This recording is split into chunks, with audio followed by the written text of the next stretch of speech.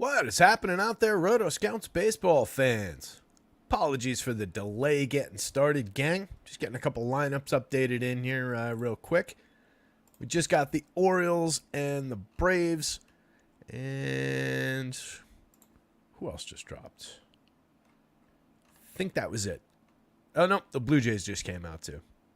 Let me do that one as well. Interesting little 10-gamer getting started early enough that we should get through it in plenty of time. But it's going to be a deep dive. Another interesting slate pitching-wise where there's a lot of options up and down the board. Kind of like what we had yesterday. A couple high-priced ones, couple mid-priced ones that look just as good. So I think you can go in multiple directions. We saw how that worked out yesterday. There's a couple weird value pitchers on the board as well. A couple guys who aren't really very high-end prospects but should be making kind of full starts in somewhat capable spots at very, very cheap prices. That's kind of interesting. Let me just confirm the Blue Jays against the one that actually came out. Schneider, Danny Jansen hitting 2. That's an upgrade. Vladdy, Vogelbach, Bichette, Justin Turner, Springer. Let's copy IKF's name to save time. And Dalton Varsho. All right. We'll get those updated on the site after the show. It's going to be a minute, though. But we'll talk about all of them. There's a really weird, gigantic run total today for the Chicago Cubs that we're going to have to look at. I don't disagree that the Cubs are in a good spot. They're going up against a really bad pitcher, but I think the overall run total for the game just feels kind of high. There's also a lot of rain in the area. The Cubs are massive favorites because Imanaga is facing the White Sox in their game. But I don't know that the Cubs should be drawing a 6+ run total even against Chris Flexen. Going to be an interesting one to talk about.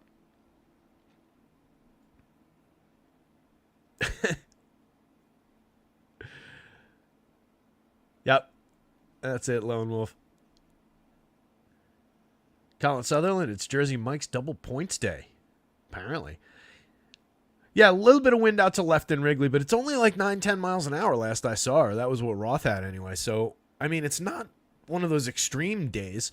Definitely helpful for offense, but, you know, the model doesn't necessarily chase weather. So maybe it's certainly a little bit better than I was giving it credit for. I mentioned in the Discord before I actually moved the Cubs up a little bit because of that lofty run total from where the model wants them. But I don't know. I'm skeptical that it completely goes off for like a gigantic DFS game. I think that's more upside total. But we'll look at it. You guys know I like those Cubs. So we'll take a peek. Let's pull up the run board. Hi, everybody, by the way. Colin Sutherland, Stephen Leibowitz, Lone Wolf, Travis Wyndham, Andy Melman. Sounds like Travis is not feeling well. Feel better, buddy. Don't get anybody else sick. Cover your mouth. Not like all the time. You know, but if you're sneezing or coughing or something, you know, cover your mouth. Everybody should do that. It's good advice. Minnesota Twins at the New York Yankees. Love the upside for the Yanks in this one. They're going up against Bailey Ober, who we know can have, his up and down kind of starts and is certainly susceptible to giving up a little bit of power. And the Yankees definitely have that. 3 guys, the obvious ones, over the magic number and some expectation of run scoring. 4.59 implied total for the Yankees. Not the highest we've ever seen them, but solid day. Nice hitting environment here in the New York area. It's 76 and sunny right now.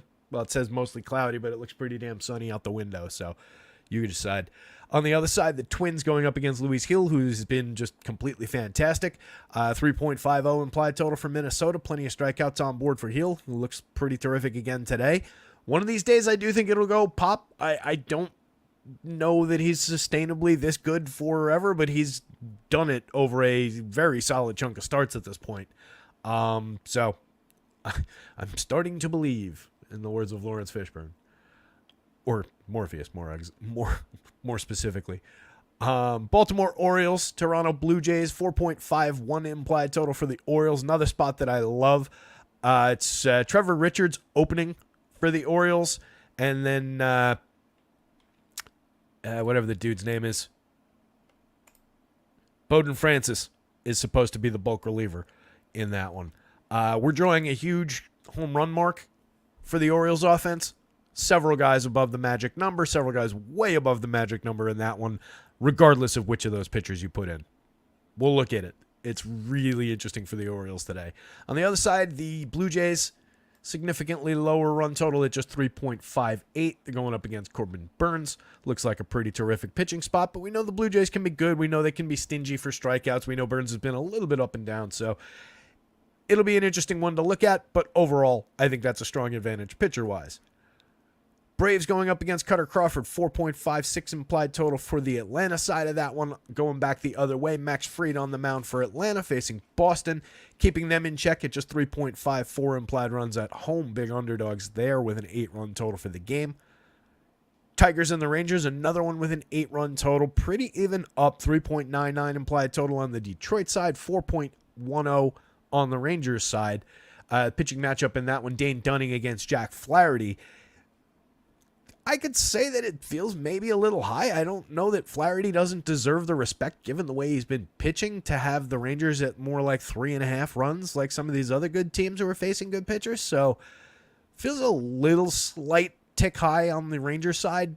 Jack Flaherty definitely in play. Very interesting pitcher. And then Dane Dunning, talented enough to get through this Detroit team, put up an interesting start. This is the weird one. Like I said, it's not completely weird because it's Chris Flexen here pitching for the White Sox. So I get why the Cubs would be highly regarded here. They're gigantic favorites because Imanaga's on the mound. He's been one of the best pitchers in baseball outside of his most recent start. He finally got lit up. But all expectations are he dominates this White Sox lineup, even if they have Luis Robert back tonight. So definitely looks like a good spot for him. Definitely looks like a good spot for Cubs bats. It's just this 6-run plus total feels like it's getting a little bit too much from this. Right? Or maybe, this should be lower, really. Maybe the overall game total should be lower. If you make that an 8-run total, it's 5.13. That feels a lot more normal, right? Put the White Sox at 3-ish against Imanaga and 5.13. I think it's giving a ton of credit to the win there. Which, again, wind is important in Wrigley. I get it. But that's a lot of weight just for the wind blowing out a little bit. So, I don't know. Like I said, I did move the Cubs up. Cardinals at the Astros. Looks like an interesting one there. 9-run total. The Astros getting most of the way. 5.03 implied runs for them. They ranked out 3rd or 4th on the board. Spencer Arrighetti going for Houston and Andre Palante going for St. Louis in that one. 4.07 runs on the other side for St. Louis going up against Arrighetti. Gettable St. Louis team. We'll look at Arrighetti. Reds in Colorado again. They put up a monster score yesterday as the chalk of the day. I expect they'll be the chalk of the day once again, going up against Ty Block, getting a 5.81 implied total. On the other side, the Rockies 5.30. And see, that's also kind of what I'm talking about. This game's got an 11-run total with both of these teams, kind of even up, getting 5 and change out of it. This one's at a 9.5-run total, and one of the teams is just getting mostly a doubled up total. It just seems a little off kilter. It's a very big advantage gained by a line that I think more reflects the quality of the pitcher that's going for Chicago, or going for the Cubs. Battle of Chicago. So it's just, this brought me back to that. But obviously bats on both sides in the Coors Field game. Padres going up against the Angels, 8.5-run total there. Pretty close game on the board, 4.19 implied total for the Pods. The Angels on the other side actually favored, 4.40. We've got, by the way, it's Frankie Montas going for the Reds. Ty Block going for the Rockies. This one is Adam Mazur and Patrick Sandoval. So Sandoval and the Angels are favored. Neither team looking exceptional. Neither pitcher looks exceptional, but the pricing is interesting. Giants against the Diamondbacks, 9.5 run total there. Another high-end total, 4.63 implied total for the Giants. On the other side, the Diamondbacks just under 5 runs. That one is Blake Walton going against Kyle Harrison. Kyle Harrison is good, but has not been overly good. Diamondbacks pretty good against lefties. Interesting spot there for some bats, I think, on both sides. But there are slates where you could roll this and get away with Kyle Harrison, so we'll look at him too. Mariners and the Athletics to end the night. Mitch Spence going against George Kirby. George Kirby looking pretty terrific to me. 3.61 implied total for the A's. Kirby, very, very high-end pitcher. 4.48 implied total for that pretty lousy Mariners team going back the other way. I can see a world where Mitch Spence might succeed over a few innings against that team, so we're going to look at him too. But obviously the Mariners getting a healthy enough total that we would at least want to hedge. And here it is. Threw Bowden Francis in here. Obviously, he's not the top of the board, and by 2 clear spots, that is not his appropriate spot. But this is with a 3.5 inning projection and no real fiddling with anything. I just threw 3.5 innings at him in bulk relief, so he projects out around here. Obviously, I don't think you're using him at 6,200 on FanDuel. 7 and change on for 57 in bulk relief without really a good shot at a win bonus on the DraftKings slate. I don't think you want it. Maybe if he was 4,000, you could roll those dice, but it seems pretty rough to me. And like I said, regardless of which one of those, whether it's him or him, the Orioles are drawing massive home run numbers and pretty big projections. So I think you kind of leave either Toronto pitcher to the side. From the actual top of the board, Imanaga, again, just showing dominance against that White Sox team. This is where most of the Cubs being massive, massive favorites comes from. George Kirby, number 2 against Oakland, not far off the Imanaga projections. This is an exceptionally good price for George Kirby in this spot. Might stumble, obviously. Has that in him every now and again. He went 2 straight in not his most recent start, but the 2 before that. He gave up 500 runs in each of them to 1 to Washington, 1 to Baltimore. So he's been gettable in spots, but overall, he's a good pitcher, and this is cheap for that matchup, and especially among these high-end guys. But again, like I said, it's several $10,000 pitchers and an $11,000 pitcher. Luis Hill, $11,000. It's crazy. Several very, very expensive pitchers, and then a pretty high-end mid-range, followed by like a comfy mid-range with a lot of different options in it.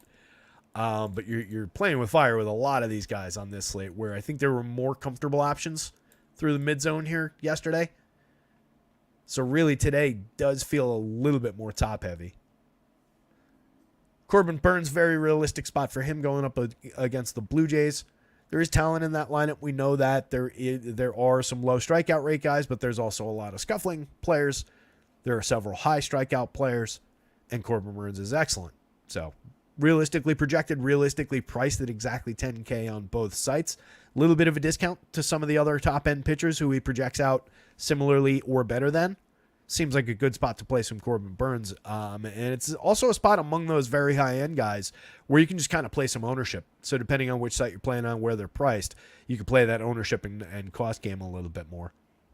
Luis Hill, again, at $11,000. It blows my mind that he's $11,000 FanDuel, 10.8 on DraftKings, the most expensive pitcher on both sites. But he's been absolutely terrific. Definitely the thing I had the most wrong about this entire season. Jerks and Profar's performance included. Luis Hill, I did not expect to be this good. I thought maybe we would get, all right, he's up and down, performance-wise for runs, but he has some good starts, puts in like a 24, 25% strikeout rate, and gets us through until Garrett Cole comes back. He's been on a tear that was better than Garrett Cole's start to last year's Cy Young season over the same, stretch of games. So it's pretty bananas. Totally worth it against the high strikeout Twins team, 11,000, 10.8. I think he's, if you can figure out how to pay for it with a good lineup on a day with a lot of bats, I think it's worthwhile. Jack Flash going up against Texas projects out pretty well, pitching tremendously this season. 10.6 on FanDuel makes sense. 9,200 on DraftKings feels a little light with some of the other pitchers priced where they are. I think he's as legit as any of those guys. I think he'll he's got the upside to have no problem with this Rangers lineup. Whether he does or not is a different story. A couple of runs might end up getting scored against him, but high strikeout upside, definitely an interesting pitcher. Max Fried upside against that Boston lineup for sure, 9,000 on the DraftKings slate. That said, Boston put together an interesting lineup today. Got a couple of really interesting min-priced hitters in it. It's a weird one, but Max Fried typically not a good matchup to chase power against, not a good matchup to chase runs against. So I think he makes some sense in here. This DraftKings price is notably good. Dane Dunning, again, I do think Dane Dunning's talented enough to pay this off on both sites. 8,300 he's in play for me against Texas, or against Detroit rather. It's just, you got to trust Jack Flaherty to beat that Texas squad, which I kind of do. If Jack Flaherty does his thing, then there's a clear lane where, excuse me, I'm talking about this all backward. Dane Dunning facing Detroit needs Jack Flaherty to get beat by Texas to make sense, to pay off the win bonus, which does give you some upside. 8,300, 7,900. Texas could get to Jack Flaherty. That's the point I was clunkily trying to make. Got too excited about talking about $8,300 Dane Dunning, $7,900 on DraftKings. I think he's playable against the Detroit lineup that is definitely gettable at his talent level, is what I'm trying to say.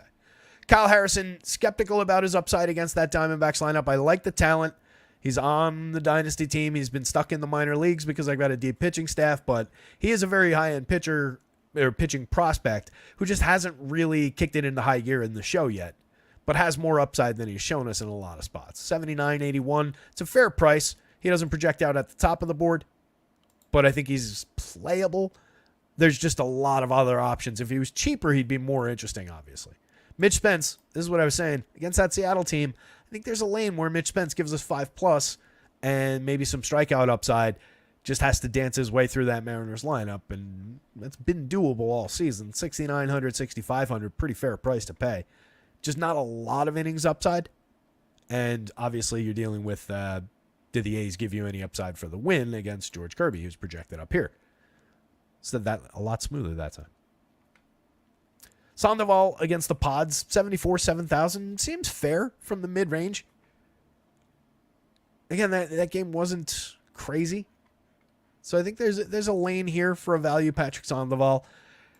Bailey Ober could give you success. 78, 8,000 is not an unfair price to pay. It's just going up against all that Yankees power in Yankee Stadium on a day when they're looking good. It feels a little bit worse than it is appealing. But it's a fair enough price for a pitcher who could find strikeouts against that lineup. Eric Getty also makes some sense, especially at this price on DraftKings. 85 puts him in a different lane than these guys on FanDuel. I think he could pay that off. It's not a crazy high price. It's just different than some of these other options that are above him. But St. Louis has been bad enough that he could definitely get there. At 67 on DraftKings, that's interesting. This is the other one. Adam Mazur. Not a high-end prospect at all, but facing a really low-end Angels lineup. Just 5,500 on FanDuel. I don't even know that he needs to give you the quality start at that level. I do think maybe you could get away with it there if you're looking to pay, Cincinnati bats and Yankees bats or something along those lines. I haven't looked at putting anything together yet. 7,700 on the DraftKings slate. He's probably in play, but you've got a lot of other bargain bin type options there. Cutter Crawford against Atlanta. Just a little bit skeptical about what the upside, the ceiling actually looks like. Atlanta's still very good, even without some of their, without their biggest bat. 8,200. It's a fair enough price, but why do you really want to tangle with the Braves with so many different options available? Frankie Montas in Coors Field is a no. And Andre Palante against the Astros, no. Blake Walston against San Francisco. Doesn't really feel like it where he's projected. 71, 72. Also a low-end guy. We'll look at him. Flexing against the Cubs, not with that run total that the Cubs are getting. Ty Block against Cincinnati and Coors is a no. And then again, the Toronto pitchers are a pretty firm no.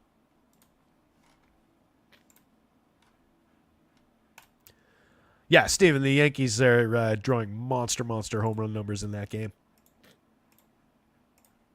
That is actually our first game up.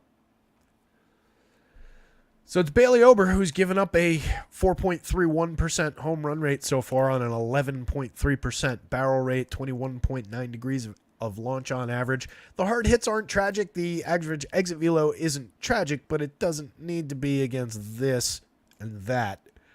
So you can see mashing these things together, and these things together, it's just, what is it? Newton's third law? First law? I forget which one of the Newton's laws is, but when those things mash together, the ball's going to go that way in an awful hurry. So I do think, again, Bailey Ober has a lane where he's certainly good enough to beat this Yankees team, right? If he's on form, there's no reason in the world that he couldn't succeed here. He's got a 25% strikeout rate over his 11 games, 57 innings, 5.2% walk rate is a very good walk rate. His xFIP is under 4. His ERA is ugly at 4.89. Stuff Plus doesn't really like his arsenal, but with that arsenal, he's drawn a 12.4% swinging strike rate. So there's certainly some gettable hitters in this Yankees lineup for him. And then if he happens to succeed his way through Judge and Soto and those guys a couple times, then, he's off and running. He was better with similar looking strikeout and walk and swinging strike rate numbers last year. 3.43 ERA, 4.20 xFIP is actually a little bit higher, but better results wise. Was better for limiting power. Year before it was similar, but he's always given up pretty high end barrel rates, pretty hefty launch angles. So he's a fly ball pitcher that allows a lot of premium contact. Some misfortune baked into the home rate this year, you could say. But there seem like more reasons to use the Yankees to target Bailey Ober than there are to use Bailey Ober at, again, what is a fair enough price. He'll be low owned if you want to just take in 150 lineups, if you want to take a few shots on Bailey Ober at those prices from the mid-range, so be it. That's fine. Second law. Thank you, Mamba. The one I didn't mention. I think I said third and first. Speaking of which, the First Law trilogy by Joe Abercrombie, pretty solid stuff. I was just finished the first wave. It's 2 different trilogies. I finished the first one. Second one's called something else. But if anybody's into like Game of Thrones-y kind of fantasy with a little bit less even than Game of Thrones, focus on like the fantasy aspect and more just like grounded fantasy. It's pretty good. Abercrombie's a good writer. Anywho, so the Yankees, as was pointed out by Steven, Aaron Judge pulling in at 18.22. I couldn't help but make him the Yankees home run pick of the day, but I didn't make a Yankee the home run pick of the day. I went back to the Orioles and back to the well with those guys.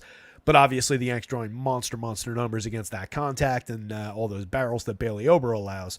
Juan Soto at 15.65 is pretty monstrous. Giancarlo Stanton not far behind at 13.62. And then other guys in the mix. Alex Verdugo could easily poke one into the right field seats. 6.85 for him. Anthony Rizzo, same thing, 7.34. And in seasons past, Anthony Rizzo would easily have been over 10 in this spot. It's just we've seen a little bit of a diminishment over the last 2 years. I still think there's upside for Anthony Rizzo to get it back, but it's been a big downswing. Gleyber Torres kind of catching on a little bit. He's been better over the last couple of weeks than he was at the start of the season, but still a long way to go.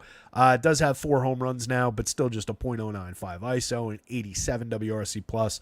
Bottom of the lineup hasn't held up great, but there are very good players down there. DJ LeMahieu is, not been great over his 21 plate appearances, hasn't been great for like the last 2 seasons. Somewhere in there is still that good contact hitter. I don't believe that skill has fully evaporated on him. He has made decent contact in these, minimal batted ball events this year. 14.3% barrels and 50+% hard hits. That's going to come down, but last year he had 43.1% hard hits. Something to cling to there. Not really bad for strikeouts, draws walks, gets on base, can get involved. So LeMahieu's interesting enough at the bottom of the lineup. Austin Wells, another lefty in the lineup, assuming he's in there. Definitely kind of interesting at 3,200 in stacks on DraftKings. I don't know that you go to the bottom of the lineup for one-off plays at catcher, but if you're stacking up Yankees and you just want to grab a cheap catcher bat, you could do a lot worse. His strikeout rate's gone up. It's 18.8% now, but it was 18.7 last year. The walk rate's at 11.1%. That's still a really good combination. His barrel rate's gone up to 7.3, 36.6% hard hits, and those were both better last year as well. So I think there's a good argument for Wells with a little bit of power upside, with a little bit of bat-on-ball skill, the ability to draw a walk and get involved. There's a good argument for him as a cheap catcher option in stacks. He's worse on FanDuel because you like Rizzo for not that much more at first base. You don't necessarily want Wells doubled up with Rizzo from the bottom of the lineup on FanDuel, because then you're only drawing 2 of the stars at the top of the lineup. So he's a little bit more limited over there. He's not unplayable, and he'll definitely be way lower owned than a lot of the other Yankees. Top of the lineup's obvious. Volpe is at 4,900, 3,400. 6 home runs, 11 steals, a 130 WRC+. Still getting on at a great clip ahead of the 2 superstars. Verdugo, again, at 4,300, 3,300. He's probably a little bit underpriced on FanDuel, given the matchup, the stadium, the lineup that he's in. And he's pretty dramatically underpriced, honestly, on DraftKings. 4,300 is really, really cheap. Just for where he hits in the lineup and what his skill set is, 11.8% strikeouts, 8.8% walks. Great combination for DFS upside. A little bit of hard hit rate. The ability, again, to just poke one over that short right field wall. Gives him power appeal. 180 ISO, 8 home runs. More of a doubles hitter, more of a contact hitter. But a lot of skill, and he's been involved a lot for the Yankees. So it's just a good spot in the lineup for a very cheap price. Another guy who helps just bring down the price of rostering Soto and Judge in a 5-man. On the other side, the Twins going up against Luis Hill. 10, 8, 11,000 for Hill. Again, 31.7% strikeouts. Even with a 12.4% walk rate, he's just got a .95 whip so far this season. It's got to be an absurd BABIP. The BABIP against his 187. That's insane. Is there good fortune baked in there? Sure. But his stuff measures out great, 15 points above league average. He's got a 1.99 ERA, a 3.46 xFIP. Again, this is kind of, I didn't even expect him to necessarily be that good. I would have said 4+. But this is more the guy that I think he settles into at the end of the season. We'll probably be looking at like a 3.5 ERA, especially if the walks stay there. But he's gotten away with that walk rate because everything else has been terrific. 1.61% home run rate on 29% hard hits, 6.5% barrels. This is also part of why that BABIP is so low. He's just been spectacular at inducing weak contact in with a very good swinging strike rate. So there's explanations for why some of those things are so low. You're paying a very high price for a pitcher who we definitely did not believe in really 11 games ago. He was cheap then, so it was like, all right, the guy does have strikeout ability, and you can roll the dice with him for 7,800 or whatever he started the season at. But that's where he started the season. That was only 11 starts ago. So I'm on board. I think it's there. I think it's worth paying for. But you're throwing him against a Twins lineup. I know I said high strikeout rate earlier, and that is true. I know you're seeing a 19.9 here, but that's including a 0 from Royce Lewis, who I assure you is not going to strike out at 0% this season. Last year, same group of hitters, 25.2% in a more complete sample. This is the real number. So tons and tons of strikeout upside on board for Luis Hill. There's just going to be a day where this all goes bust. But, and not forever, but I'm just saying, we just saw it with Shota Imanaga. He gave up 7 runs in his last start. Luis Hill has not given up. Well, he had a 5-run game back against Milwaukee on April 26th. That was his worst one of the season. Other than that, he hasn't given up more than 3. He gave up 3 once. He gave up 2 once. Other than that, he hasn't given up more than 1. 9 strikeouts in his last game. That was an 8-inning performance against the Angels. 8 strikeouts against the Mariners. 14 strikeouts against the White Sox. You can certainly say those are very low-end teams he's pitched against his last 3. You could throw the Rays on that fire. They haven't been that good this year. He only struck out 3 Rays. The 3 starts against the White Sox, the Mariners, and the Angels, though, he was exceptionally good. So an uptick against the bad teams, which is obviously what you want to see. Against good teams, he faced the Astros. He struck out 5. He walked 4, but just a solo home run was the only hit he allowed over 6. Against the Orioles, struck out 5, walked 1, 2 hits, no runs. Had the rough game against Milwaukee. Faced the Rays, the Blue Jays twice, and the Diamondbacks. So I think there's tons of upside for him. The Twins have been scoring some runs. In addition to ignoring his 0% strikeout rate, you should probably also ignore the fact that technically over 2 plate appearances, Royce Lewis is the best player of all time, 810% better than average for run creation. That'll come down to just 2 plate appearances, but expected back in the lineup. At the top of the lineup, Trevor Larnach, 3,800, 3,000. He's Got 6 home runs on the season, a 200 ISO, 130 WRC plus. Hits lefty. We want to be looking for lefty power upside. Certainly you can get some out of a guy with an 11.5% barrel rate, 53.8% hard hits. Even against a guy who's been spectacular at inducing weak contact and has been as good as Luis Gil has been, there's a little bit of upside if you're looking at Twins bats to think about some of those just premium contact guys. Max Kepler falls into that as a lefty. He's hit 4 home runs this year. He's got a 188 ISO, creating runs 29% better than average. Hitting pretty well over 149 plate appearances. The 2 righties up top both hit the ball pretty hard. Solid barrel rates and decent hard hit rates if you're looking back over time, especially with both Carlos Correa and Ryan Jeffers.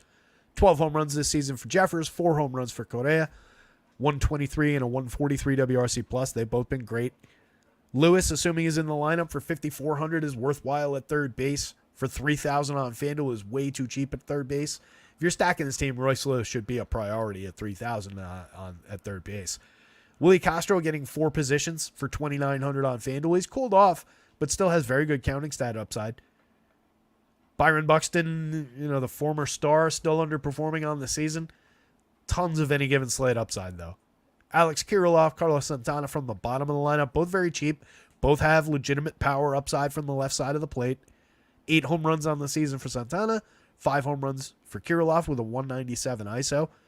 Interesting spots. Kirilloff's also got a pretty solid barrel rate, pretty solid hard hit rate.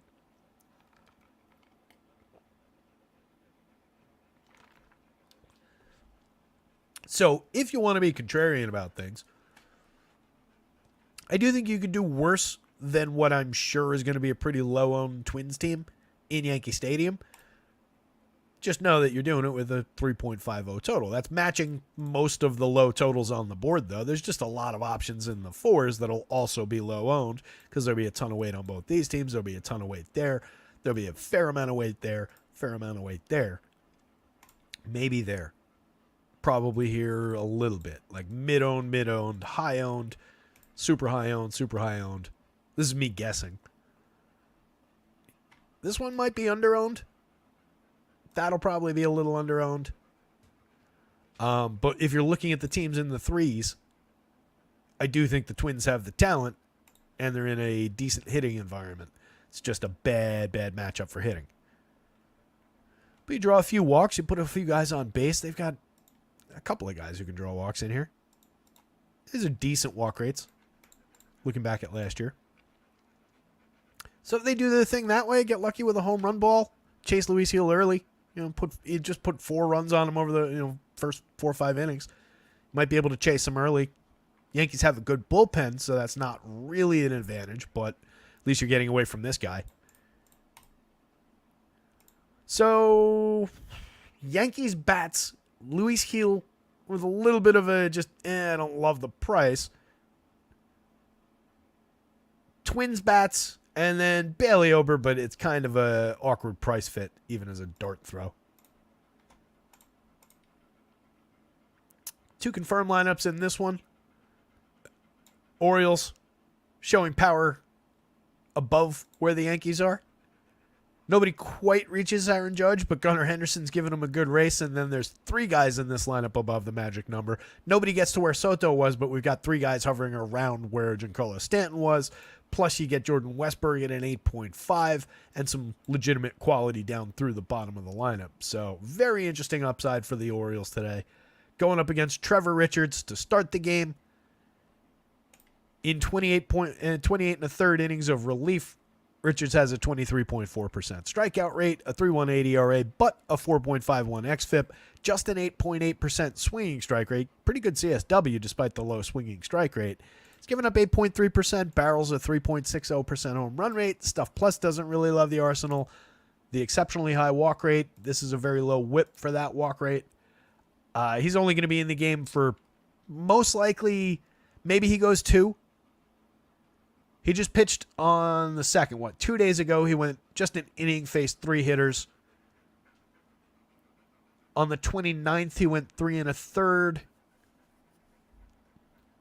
29th is what? That's decent enough rest. So he's probably got upside for 2. I don't know that you see more than that. but you might get 2 out of Trevor Richards. This is not any reason to go play him. Obviously, he's limited by innings in that projection. So keep in mind where this is. Look at all these great projections for the Orioles. Look at all the great, the power upside that they're showing. Now we'll do this. And we'll let Bowden Francis in the door. And look where the Orioles' power is. So now, Gunnar Henderson is matching Aaron Judge. These guys each have gone up. Jordan Westburg goes up. These guys go up. Austin Hayes, by the way. Did anybody get Austin Hayes at a very low price and 2.5% ownership on FanDuel when I was sure was low ownership? After I specifically mentioned him for that yesterday. Hopefully. Dude hit 2 home runs yesterday. 90 plate appearances. He's got those 2 home runs going for him. 2,300, 2,200 comes right back very, very cheap in the heart of that lineup, but tons of upside at the top. So that was just to illustrate that against either of these pitchers, the Orioles are drawing monster numbers. So far in 14 2/3, Bowden Francis this year, assuming that he is the guy coming in bulk relief. He was rumored to be. 8.59 ERA, a 10.3% walk rate. Does have a 25% strikeout rate with a decent swinging strike rate.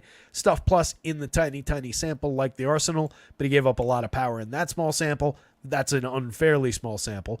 But last year in 36 1/3, he gave up similar premium contact numbers. Gave up a high home run rate there. Had a 1.73 ERA, but had a 4.17 xFIP underneath it. There's a little bit of strikeout upside there for sure, but I think he's very, very targetable with Orioles bats. So I love the upside for them. They're not that expensive for their talent through all these guys that are drawing all this power outside of Gunnar Henderson, who is obviously totally worth it on both sides. Nobody's all that expensive. I made Adley the home run pick of the day. I like the upside. I didn't want to go back to Santander. We hit with him the other day. I think I have Mountcastle as the team pick and Adley as the overall. Adley, top catcher in the game, probably 5,600, 3,500. He's hitting 301, 339, 467.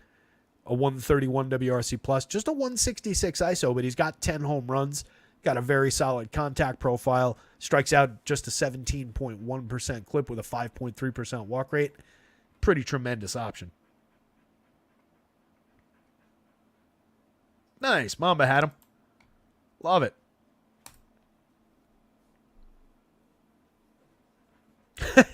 Mama says Terry's excitement for movies is the same as mine for physics. hit that money for Sir Isaac, or hit that thumbs up for Sir Isaac. Good stuff. Colin Sutherland had Hayes in the So Rare lineup. Of course, he applied the boost to Rushman. Today's the day for Rushman. So, again, Gunnar at the top of the lineup, 13.2% barrels, 57.5% hard hits, 19 homers on the season, a 320 ISO. Numbers to rival any of those Yankees power hitters right now. Ryan Mountcastle, 4,900, 3,100. A little bit cheap for the way he's hitting the ball this year. 9.9% barrels, 47.5% hard hits out of him. Numbers are coming back around for power. 8 home runs on the season, a 202 ISO. 130 WRC plus with a great triple slash, hitting in the heart of the lineup at first base on both sides. Really like Mountcastle's upside on both. I think he's a little bit too cheap on both sides. Santander, same thing, too cheap. Doing Santander things despite a little bit of a decline in the barrel rate and the hard hit rate. You can see year over year there, and going back over the last 2 years, we're well down. 7.5% barrel, 34.8% hard hits this year, down from 10 plus, 46 plus last year. 10 plus and 40 plus the year before. Still has the 11 home runs, still has a 228 ISO, 116 WRC plus. Who needs barrels and hard hits, just hitting those home runs? But I think the price is too cheap for him as well. Solid switch hitter with power upside. Jordan Westburg, 5,000, 3,300, plays 3 positions on FanDuel, 2 on DraftKings. Love him at second base for 5,000 on DK, 50.9% hard hits this year. He's hit 9 home runs on the season. He's got a 218 ISO. 146 WRC plus.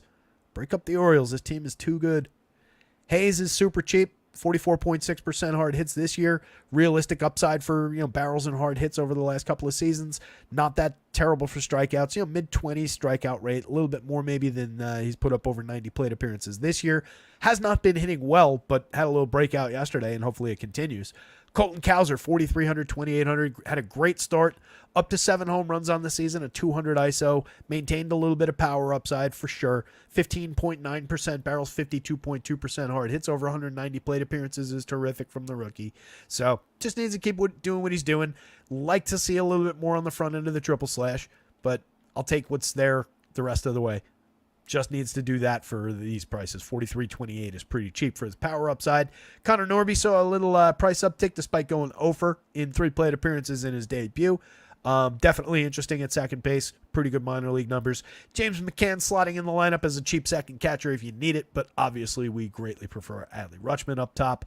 On the Blue Jays side, not a ton of upside against Corbin Burnes, but they could be frisky. Burnes, pretty terrific. 72 2/3, good for depth over 12 starts. A 2.35 ERA with a 3.2 xFIP. 13% swinging strikes, 30% CSW.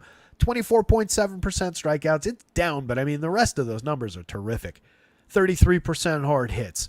87.9 miles an hour of exit velo. 6.6% barrels. 8.6 degree average launch. There's really nothing not to like here. 117.36 measured by Stuff Plus for the full arsenal. Rumors of Corbin Burnes' demise greatly exaggerated. Last year, 25.5% strikeouts was slightly higher, but you can see the swinging strikes are actually up this year.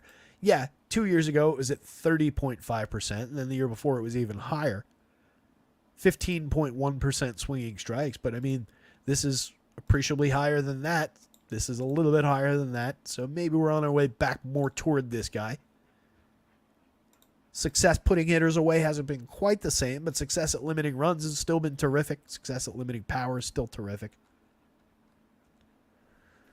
That said, in his last start against the Red Sox, just 5 strikeouts, 3 walks, no earned runs, gave up one unearned run, 3 hits.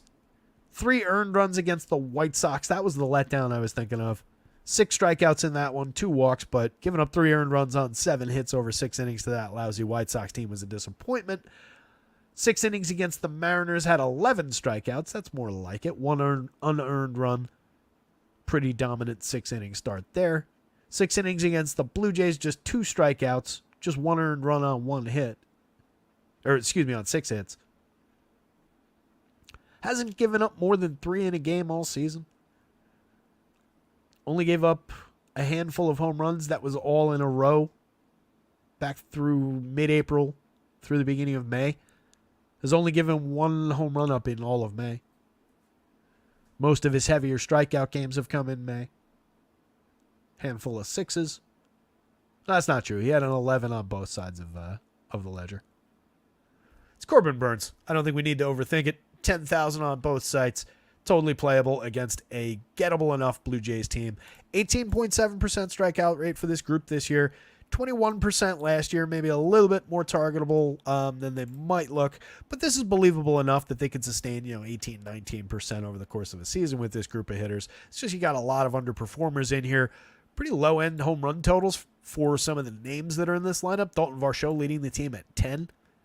7 so far for Davis Schneider, 5 for Danny Jansen, and just 124 plate appearances has been interesting. But only 6 for Vladdy over 262. Only 4 for Bo Bichette over 236, 4 over 194 for Justin Turner, 4 over 228 for George Springer. Some underperformers there. You can see it right through the heart of the lineup, too. Bookended by above average WRC plus marks, but you don't necessarily want 4 guys in a row in the 80s by WRC plus from 4 through 7 in your lineup. That's not that great. All those guys in the low 200s for average. Only George Springer above a 300 on base percentage among those 4 hitters. There's your problem.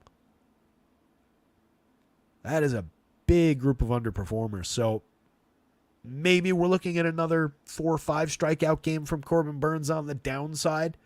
But I think 7 innings is pretty secure. At least 6 innings is secure.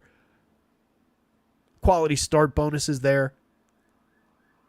Upside to 7 innings. Upside, obviously, to 10-plus strikeouts if he's got his top stuff.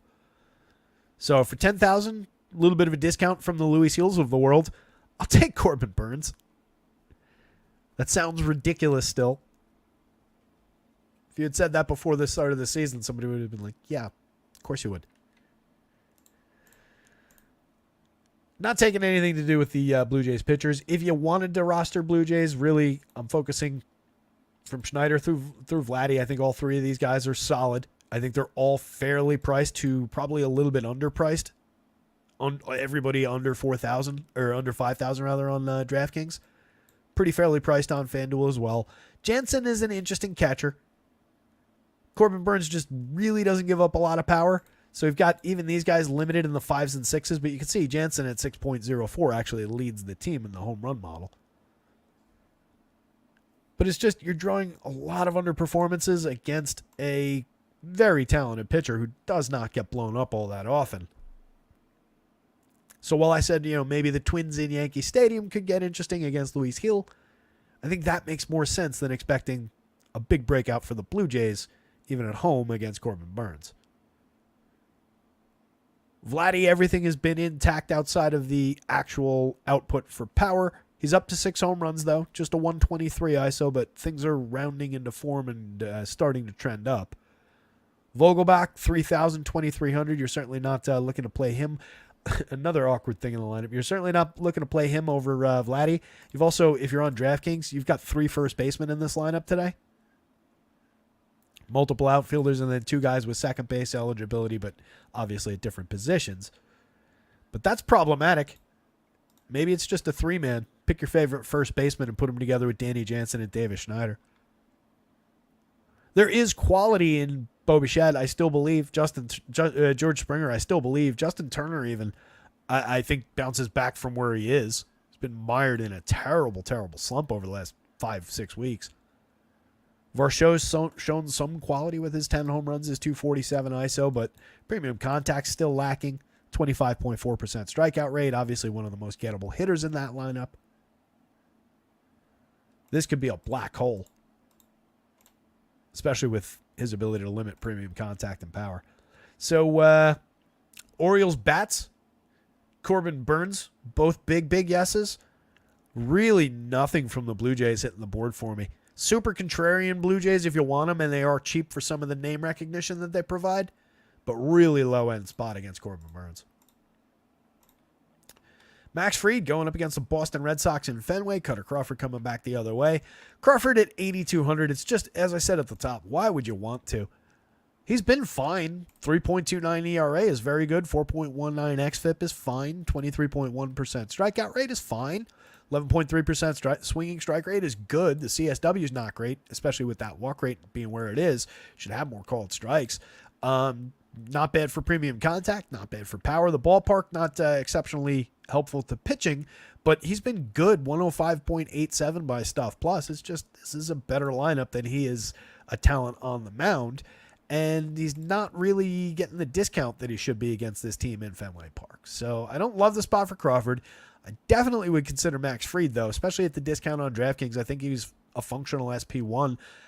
Just a 20.6% strikeout rate this year. That's down from 25.7 last year, 23.2 the year before. Truth is probably more like this, but a little bit higher than where he is so far this year. You can see swinging strikes have come back down after the last 2 seasons. CSW is down a little bit, but that's mostly just based on those swinging strikes leaving, although a few more walks. So that means a lot of the swinging strikes are probably on pitches out of the zone. I haven't looked at it, but you can find that out. I would imagine fewer swinging strikes on pitches out of the zone has led to a few more walks, obviously lowering the CSW. But he's been terrific for keeping contact in check, like always. 28.6% hard hits is spectacular. 84 miles an hour of exit velo is fantastic. 4.3% barrels, just a 2.1 degree average launch, and all of that is sustainable over time because Max Fried is very, very good at pitching. 2.97 ERA, 3.29 xFIP is right in line with who he's been over the last couple of seasons. It's just a little bit of a dip in strikeouts. I think he can claim some of that back tonight. 23.1% strikeout rate for this confirmed version of the Red Sox lineup. A lot of that is pretty small sample, but it also does include a 0 from Jamie Westbrook. So technically, for the sample that we have, it's a 26% strikeout rate. None of these other guys are at 0, 1 plate appearance. So it's a lot of strikeouts here. It's also a weird, weak version of the Red Sox lineup. But you do have, as I said before, some odd pricing. Jamie Westbrook hitting 5th. Third base, not ideal positioning on DraftKings. You get him at 2nd or in the outfield on FanDuel, which becomes kind of interesting. Dead min price. So I can grab Rafi Devers and that guy for an average of 3,000. You guys know that I'm a sucker for some Bobby Dahlbeck. He's also dead min price. 1st and 3rd base eligibility. 1st and 3rd on DraftKings for 21. Contrary to Jamie Westbrook, I don't mind some Bobby Dahlbeck at either of the corners. Dead min price. It's just not very good home run upside. Meant to highlight that against Max Fried. Never has been. So for what we usually get out of Bobby Dahlbeck, this is a terrible spot for it. You can see that in these home run rates. Yeah, Rafi Devers pulling a 5.96, even lefty-lefty, even against Max Fried. He's just super, super good. Bobby Dahlbeck down at just 1.34. So even though he's min-priced, even though normally I'd be trying to justify it, I think Max Fried kind of takes away what those guys are going to do on 9 out of 10 times you roll this slate. So while they're interesting, while I could really get into this in so many other matchups, if they roll this same lineup tomorrow, I don't know who's pitching for the Braves tomorrow, but if they went back to this, I'd be more interested. It's just the Max Fried of it that scares me. Fried has given up 4 home runs all season. He did give up 2 to the Dodgers in LA. Also struck out 7 in that game against a very low strikeout Dodgers team. Anyway, if you are going to the Red Sox, outside of these super cheap guys at the bottom, Garrett Cooper's kind of on that list too, by the way, as a righty who does make premium contact against lefties. That said, only 1 home run, a 103 ISO over 106 plate appearances is not ideal. Dom Smith, I really would forgo at these low prices. He's never really been good, and I don't love it lefty-lefty, and I particularly don't love it lefty-lefty against Max Fried. So down Rafael at 3,400 on DraftKings, 2,900 on FanDuel for positions. Frisky enough for counting stats. He's got 7 home runs and 8 stolen bases. The ISO is not great. The WRC plus and the triple slash are atrocious. Needs to get a lot better, also striking out at a 27% rate. So very, very gettable for upside from Max Fried, but kind of interesting as a wraparound play if you're dropping to the bottom of the Red Sox lineup and you want to skip some of these guys. I get that. You wrap him back around to the top. Jarren Duran, perfectly fine lefty-lefty, 5,000, 3,200, 11 stolen bases, moderate triple slash. Creating runs 12% better than average, but terrible spot. Rob Refsnyder, notably good against lefties. Maybe a couple base hits in play for Rob Refsnyder today. That said, a couple ground ball outs is probably more likely for Rob Refsnyder. Connor Wong, 37, 28, 327, 368, 467. No signs of slowing down. 133 WRC plus. Stuck at 5 home runs for a minute. Barrels need to come around a little bit. But there's still upside, I think, beyond. Probably the triple slash comes down, but the power goes up as things go along. He's been entrenched in that 3 spot, so kind of interesting from there if you're going to Red Sox. But again, Max Fried takes away a lot of what we're looking for out of Connor Wong. Rafi Devers remains their most interesting player on any given slate. 266 ISO, you can see a little bit of power shining through. 4,000, 5,900. It's just like a Rafi Devers on his own. Why would you at these prices? They're back up. If he was still 5,000 or whatever it was, then there's a really good argument even against Max Fried. But at full price, I don't think you're really hunting that one off. Going this way, looking at the Braves, I think there's upside against Cutter Crawford. He, again, has been good.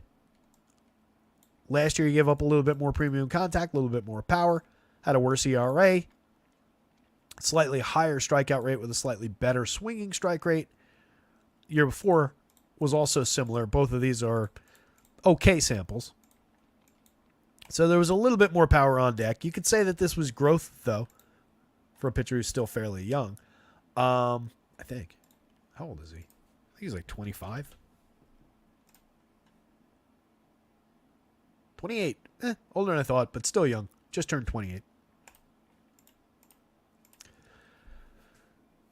So, Michael Harris, love him in the leadoff spot. 46.5% hard hits, more barrels to come based on the last 2 years at exactly 10.1% both of those years. Hard hits right where they're supposed to be. Striking out a little bit more, doesn't draw a ton of walks, a lot of well-struck balls in play. Love the option atop this lineup. 44-34, you're also getting multi-category contributions for pretty cheap there. I know he's down at a 92 WRC+. Plus. He hasn't been great this season. He also got off to a slow start last year and really came on throughout the season. Austin Riley has been struggling. Just 3 home runs, a 131 ISO, 91 WRC+. Plus. Needs to get it going for sure, but he's been a spectacular power hitter over the last few seasons. 30-plus home runs each of the last 2 at least. And the contact is still where it needs to be. The barrels are down a little bit, but they're still at a monstrous 11.7. 48.4% hard hits is right in line with these numbers. We're not that far off the mark. So any given slate, Austin Riley's going to come surging back and stay back. He's cheap at $3,300 and $5,000. Marcell Ozuna down to 58 and 39, accounting for a little bit of a dip. He still has, he's at 17 home runs. He still has a 299 ISO, a 611 slug, 179 WRC+. 313, 390 is a tremendous front end of the triple slash as well. The premium contact has been great. It's just been a minor dip for, the average has come down. I think it was in the 330s a minute ago.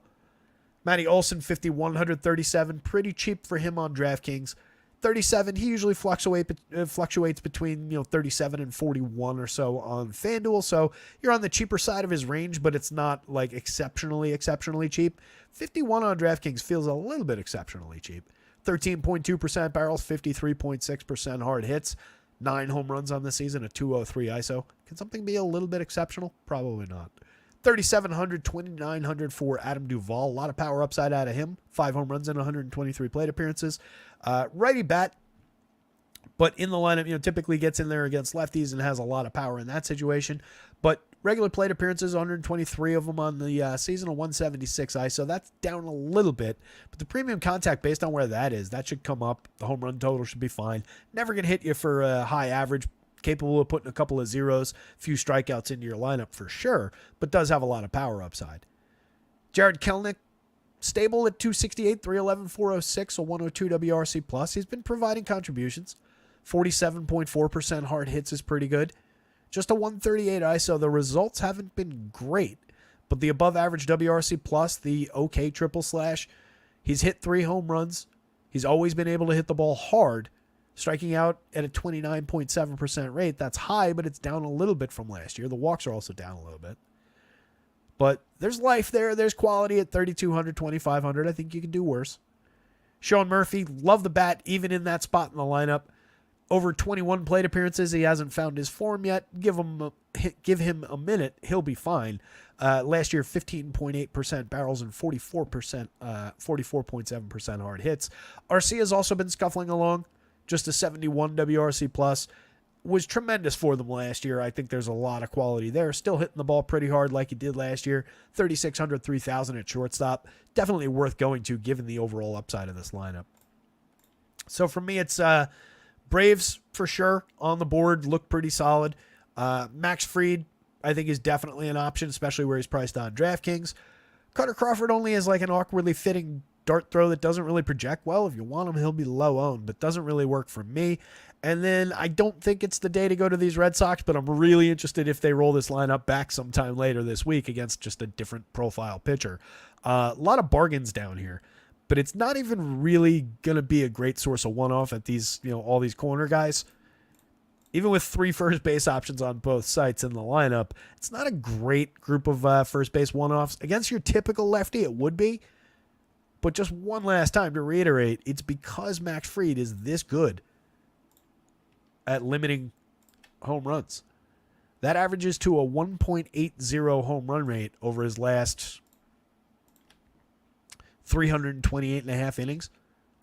I could probably do this one in my head, but in 55 starts. That's spectacular ability to limit home runs. Low premium contact, hard hits, exit velo. Max Fried is not really... He could go out there and give up 2 tonight, but it's not the likely outcome. Detroit Tigers with Jack Flash on the mound. Again, I don't really know why he's quite so cheap on DraftKings. I get that that's still a high price, but it's not a high price for a guy with a 34% strikeout rate. 3.46 ERA, but a 2.03 xFIP. He's actually underperformed in terms of earned runs. That's pretty terrific. He's got a 14.7% swinging strike rate this season, a 34.2% CSW. Not really giving up much premium contact. Got a couple unlucky spots for home runs. But he's been tremendous. 3 straight starts with 9 strikeouts exactly.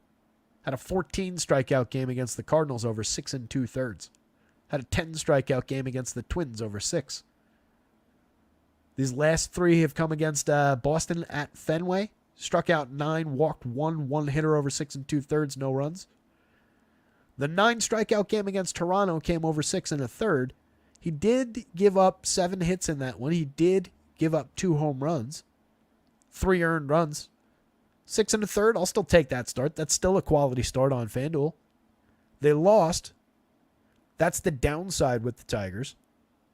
That's where I got tripped up when I was talking about Flaherty and Dane Dunning before. The downside is he's got to rely on the Tigers to get him that win. That's happened twice this season.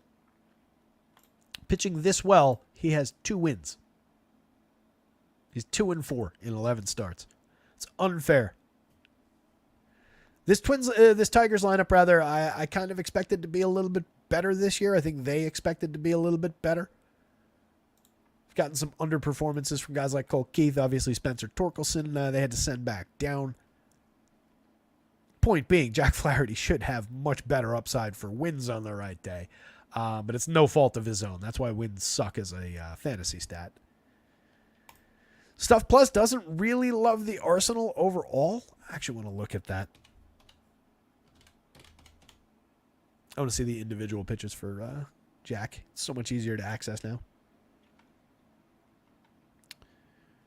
Yeah, so we're just dead on average with the fastball, dead on average with most of the pitches. And then, for reasons, his slider. What a slider? Whatever pitch that is. Grades super low. But obviously, he's doing great things with this arsenal that Stuff Plus may not exactly like. Love the option, even against Texas. They're a relatively low strikeout group, but there are some healthy strikeout rates, for some of these guys through the middle. If you're looking back toward last year for guys like Leody Taveras, even Josh Smith was a little bit higher for strikeouts last year. So I think there's upside for another decent enough strikeout day. 7-8 is perfectly reasonable. 6 innings, 7-8 strikeouts for Jack. 9,200 on DraftKings, 10-6 on FanDuel. You're paying a talent and results tax for sure over there. But there's no reason to believe that he couldn't put a pretty healthy ceiling on this median projection. So I like Jack Flaherty here, especially if he ends up a little bit under-owned for a high price or for perceptions of a bad matchup. Marcus Semion's got 10 home runs. Corey Seager's got 13. Adolis Garcia's got 13. There's your threat to Jack Flaherty's upside. 182 ISO for Semien. Corey Seager up to a 207. Adolis Garcia's been good all season for power. 227 ISO out of him. Everybody at the top of the lineup above average for run creation, including Josh H. Smith, who should be hitting third today. This is the projected lineup. Do they have the confirmed in? They do. Josh Smith is hitting third. Everything I've said so far, I believe, holds up here.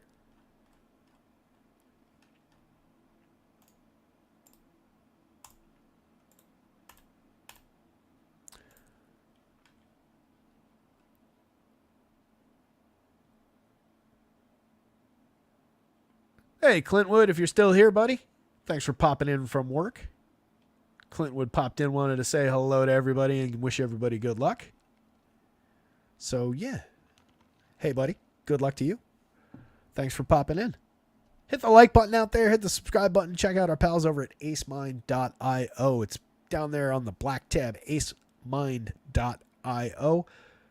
Sims, optimizers for baseball, WNBA, a lot of high-end sports. If you're not in the rotoscouts Discord, by the way, and you're playing WNBA, you're doing things wrong. We've got guys, and I have honestly nothing to do with it outside of saying use the basketball channel to talk about WNBA. But those guys have been crushing it. There have been some really good screenshots in there. Saw a nice win the other day out of somebody for first place for a couple G's. So pop into the Discord and WNBA channel, or into the basketball channel. A lot going on for WNBA in there. But more to the point, check out acemine.io. Promo code rotoscouts, all in caps. Details in the banner below. And we shall continue. So if you're going to the Rangers, this confirmed version of the lineup, top end maintained exactly what we were just talking about, $4,000-$2,900. Pretty decent price for Josh Smith considering the performance he's put up so far this year. As long as he continues to get on base at a 370 clip and create runs like he has been, perfectly welcome to continue hitting third. Decent enough lefty bat there to correlate with Semyon Seager and Adolis Garcia. That said, I prefer Nathaniel Lowe for $3,900, $2,900. You're getting him same price at first base on FanDuel, $3,900, a little bit cheaper at first base on DraftKings. You can obviously play them both. 256, 357, 338. Maintaining a good on-base percentage, creating runs above average. I think some of the power will come around. Very quality hitter with upside for more premium contact than we've seen so far in the moderate sample of 157 plate appearances. So love the upside for Lowe. Ezekiel Duran, $2,800, $2,500, 4 positions on FanDuel. Cheap utility option. If you're stacking up Rangers, he's definitely interesting on both sides. First base and outfield, they picked probably the 2 worst positions you could put him at on the DraftKings slate, but he's playable over there. Wyatt Langford, a lot of interest in him from the bottom of the lineup and just what the next 150 plate appearances are going to look like from the rookie. 35-27, he's underperformed expectations so far. We're at just 230, 289, 302, .072 ISO, just 1 home run, 1 steal. Not great, but I do think there's at least interesting price-based upside down there. Jonah Heim, playable catcher, $4,000, pretty cheap for some power upside from the catcher spot. Leody Taveras at $32.27, capable of hitting you a home run on the right day, stealing your base, getting on base a couple times, maybe wrapping around. That said, inconsistent at best. The quality is from 1 through 5. And then some mix and match parts at the bottom of the lineup. But everybody in the 9-man there is playable. It's just a bad matchup against Flaherty. Dane Dunning for $79.83. You can see the quality that Dunning can provide. I mean, 27.7% strikeout rate, throwing him up against the Tigers lineup, the projected version of which has a 27.6% strikeout rate. I can deal with that. I mean, this is the Detroit Tigers we're talking about. How targetable have they been over the last 10 years with pitching? 10 years? 8 years with pitching. Give a little credit to some of those old teams. 3.94 ERA for Dunning, a 3.68 xFIP. 11.5% walks is pretty bad, but he's been much better than that for walks in seasons past. 7.6% last year. 9.2. This is still high, but it's certainly better than that. 12.2% swinging strike rate this year. That's certainly up from the last couple of seasons. Nice little uptick there. It explains the uptick in actual strikeout rate. But if you normalized back to this guy, I'd still maybe kind of sort of be interested in him. I'd be saying, all right, Dane Dunning has a relatively low strikeout rate personally, but there are strikeouts to go find in this Detroit lineup, and he's good enough at keeping the ball in the yard over time. Low launch angle guy. Up a little bit the last 2 seasons. Gave up a couple of early home runs and a lot of barrels so far this year. But again, demonstrably over time, it's a lot better. So I'd be advocating for him just the same way. With the uptick in strikeouts, even with a little bit of uptick in both walks and premium contact and power, I think there's a case to be made, especially at $7,900, that he's at least on the SP2 board, if not on the SP1 board on FanDuel at $83. He went just 5 in his last start, but it was 5 clean innings. He struck out 6 against Arizona. That's a pretty decent team. He just walked 4. He only gave up 3 hits, faced 22 hitters, walked 4. That's why he came out after 5 innings, but he was going pretty well in that start. 3 1/3 the start before that. Struck out 4, walked 1, but gave up a homer, 3 earned, 5 actual runs on 4 hits. Only faced 16 hitters. That was at Philadelphia against the Phillies. At Kansas City, only went 4 2/3. 2 earned runs, 4 strikeouts, 1 walk. That one wasn't really a meltdown. 5 1/3 against Cincinnati in Texas. Struck out 10. 1 earned run on 3 hits. He's got 3 7 strikeout games this year. One of them came in a short start against Seattle. That was 4 1/3. He gave up 4 runs in that game. was better in the other 2 7-inning starts. That went 6 plus in both of them. Gave up 3 earned runs in each, but struck out 7, walked too many in both games. Again, he's no ace. He's Dane Dunning. But getting him against this Tigers team, I could see 6 innings or 5 innings even, 5 and change. 6 strikeouts, maybe 2 runs allowed. It's a cheapo option. It's not bad. That said, given the contact that he's given up, given all the runs he's given up, given the high walk rate, there's probably a little bit of an advantage to looking into some of these Tigers bats. Riley Green in particular, I think he's kind of interesting. All that premium contact that he gets. 5,300, 3,200. He's their best hitter from the left side. 10 home runs, 3 stolen bases, 203 ISO, 128 WRC plus. Riley Green would be top priority in this lineup for sure. Wensil Perez, 4,600, 2,900, cheap enough. Counting stat upside, 3 home runs, 4 steals, an okay on-base percentage. If he's going to be leading off, we want a little bit more than that. But it's fine for now. 176 ISO, 116 WRC plus. Been one of their best players, over 158. Mark Canha, playable veteran.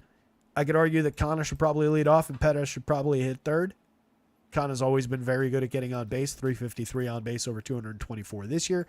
6 home runs. I can see why they would play him and why they would hit him third. But I think given this version of the lineup, kind of makes sense to play Canha there. Has it come in yet?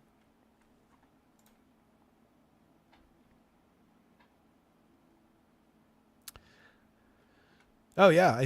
Somebody just mentioned it in the chat, but per Rosenthal, the Padres are pursuing Garrett Crochet. Well, that would be an uptick. I don't really care for the Dynasty League. I don't really care about wins. We actually use innings pitched in place of we used to be wins. Then we changed it to quality starts, which I prefer. Then we changed it to innings in addition to ERA, whip, strikeouts, and saves plus holds. So I don't really care about the uptick for the win upside for Garrett Crochet for season-long fantasy, but it's definitely nice for if that happens, obviously. But it would definitely be nice for him for DFS and in general. Better pitching environment, too. Anyway, I was looking for the Tigers lineup, and I got sidetracked. Tommy Pham placed on the IL. Did they at least reactivate Lubob? Where's the White Sox? Nice. All right. Luis Robert back in the lineup for the White Sox, but they lose Tommy Pham. Typical. All right, but that's not the game we're talking about, and it doesn't look like we have the Tigers yet, so I'll continue with what I was saying. So top 3 is really your priorities there, and then I would probably skip over Gio Urshela most of the time in favor of Colt Keith. 2,900, 2,500 for the rookie. He really hasn't been all that good. 223, 279, 291. He really hasn't been good at all, but he's supposed to be. He was in the minor leagues. He's their top hitting prospect. 2 home runs, 3 stolen bases, giving you a minor amount of counting stats in 190 plate appearances. I'm still buying the upside, and he's very, very cheap. Gio Urshela, I know for sure, is not all that good. 0.097 ISO, 92 WRC plus, 274, 303, 372, 2 homers. Every now and then he gets involved, but no real ability to drive the ball, over time. Low strikeout, sure. Low walk rate, sure. Puts the ball in play, but more of a 7-8 hitter than he is a cleanup hitter. Justin Henry Malloy is the dead min on DraftKings. I guess we got to give him a quick look. Really? Henry-Malloy. Okay, Fangraphs.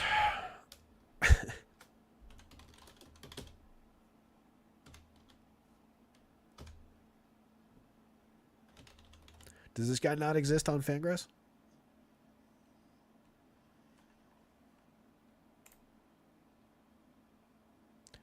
Oh, I get it. My bad. Apologies to the Malloy family.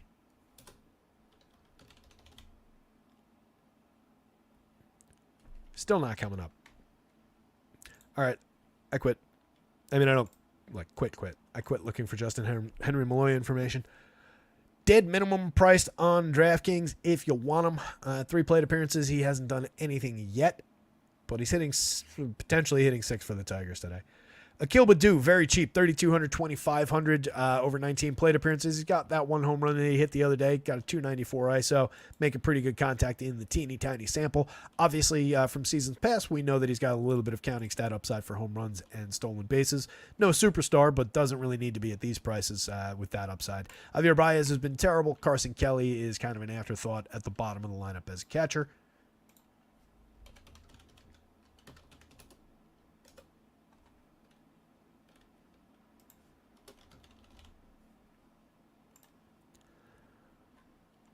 In AAA so far this year, AAA Toledo, Justin Henry Malloy over 150 at-bats, not plate appearances. Was slashing 253, 410 on the front end, which is pretty good. He had an 883 OPS with 6 home runs and 3 stolen bases. So, he's all right. Right-handed bat. Still never got him to come up on Fangraphs. We're going Jack Flaherty way up top, especially at that 9,200 on DraftKings. A lot of appeal there. That is probably a discounted, not discounted, just cheap because that's who he is. But cheap enough, Dane Dunning with some believable upside. Then probably the Rangers bats, and then below that, the Tigers bats. There's a little bit of quality for sure, though, for the Tigers bats, from the top end. You could go that way, stay cheap, be a little bit contrarian. I'm sure they're not going to be popular. There's a little bit of power upside there. Stick with the guys with a positive WRC plus, at least as your top priorities. And then maybe, like I said, you look at like Cole Keith, Akil Baddoo, get a couple of the lefties in there. But Dane Dunning, typically much better than this in terms of the power that he allows, but also typically lower strikeout. All right, this is that weird one. Let's see if we got the lineups. We do have the White Sox. Labs has it up to a 13-mile-an-hour wind blowing out to the left, which would be more interesting. Of course, Labs being Labs, they have the arrow more pointed toward foul ball territory in left field. Let's see what Mr. Roth has to say. Weather update, courtesy of Kevin Roth over at Roto Grinders. This is just from his free stuff. It's the same update earlier. So there's rain. He's got a pretty significant rain threat there. And then again, there is wind blowing out to left field.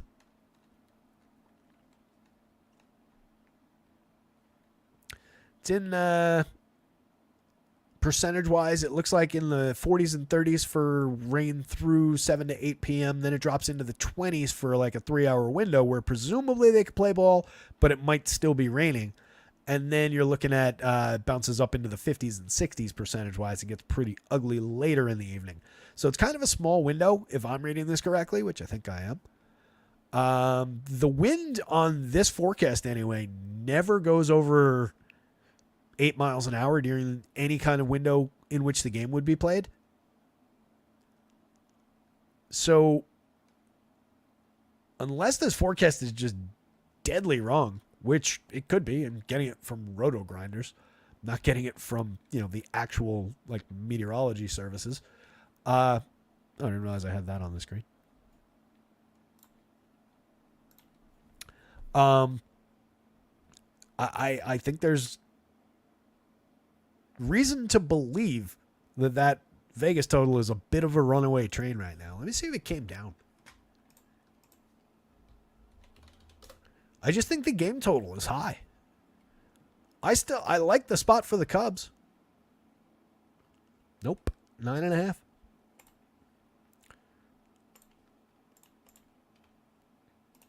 Come down slightly in terms of it's now 243. I was 272. So they're down to a 6.03, but they're still 6+. If that's going to draw the weight of the world, I like this Cubs team, but there are other spots that I also really like. If that takes attention away from, say, the Reds at Coors Field, the ridiculous upside that we're seeing in projections and power for the Yankees and the Orioles, even at lower run totals in some of these other spots, if they're low owned, that's kind of interesting. Again, you can see some of the quality coming through for the Cubs. Several guys at the top project out very, very well. Mike Tauchman, Seiya Suzuki, Cody Bellinger, Chris Morel. Ian Happ probably a little bit under-projected given his underperformance so far this season. Nico Horner, Dansby Swanson, Pete Crow Armstrong. There's a lot to like about this lineup. But it's not exactly murderer's row either. They're good at getting on base, but they haven't been this season. 366 on base up top for Mike Tauchman. That's good. He's been stuck at 4 home runs and 4 stolen bases, though. Just a 132 ISO. Still creating runs based on the on base. Very good at drawing walks. Capable of hitting the ball hard. But certainly no premium bat. He's a career journeyman. Seiya Suzuki is very good. He hits the ball extremely hard. 11.8% barrels, 52.9% hard hits this season over 157. He's got 6 home runs, a 186 ISO. He's created runs 20% better than average. Top priority bat in that Cubs lineup for sure. Highest projected guy, 8.90 in the home run model, second only to Chris Morel for home run upside in that category, 9.22 for Morel. Cody Bellinger also sticking in there at 8.80. He costs $5,000, most expensive player on either site in this Cubs lineup. I think they are going to actually get pretty popular given how cheap they are on DraftKings especially. These guys have to be super popular with that run total and all those low prices. Only Bellinger at or above 5,000. On FanDuel, at least you've got a number of guys in the low 3s. That can get hard to build with if you got nobody that you necessarily want to go to in the 2s. That said, you do have Dansby at 27 if this is the lineup. It's a really interesting spot, but I think they're going to get crazy, crazy popular if that run total holds. And I think it's high. And again, I'm not saying I think it's high the Cubs can't score 6 runs here. I'm not saying it's high the Cubs can't score 10 runs here. It's Chris Flexen on the mound. Guy's got a 55.46 by Stuff Plus. Stuff Plus thinks his stuff is 45 points worse than league average. He's not good. 18% strikeouts, 8.6% swinging strikes, 24.5% CSW, a 5.5 ERA with a 4.83 xFIP, high walk rate. Flexen is bad, and he's the exact kind of pitcher that this Cub team can get to. It's just I think that implied total should be more like 5. Take a run off of it. It seems high. I'd be perfectly comfortable, and I wouldn't be harping on this if it was 5.03, which is perfectly high. I don't know that this needs to be above Coors Field today, especially with bad weather, rain. I don't know how warm it is. What's the temperature?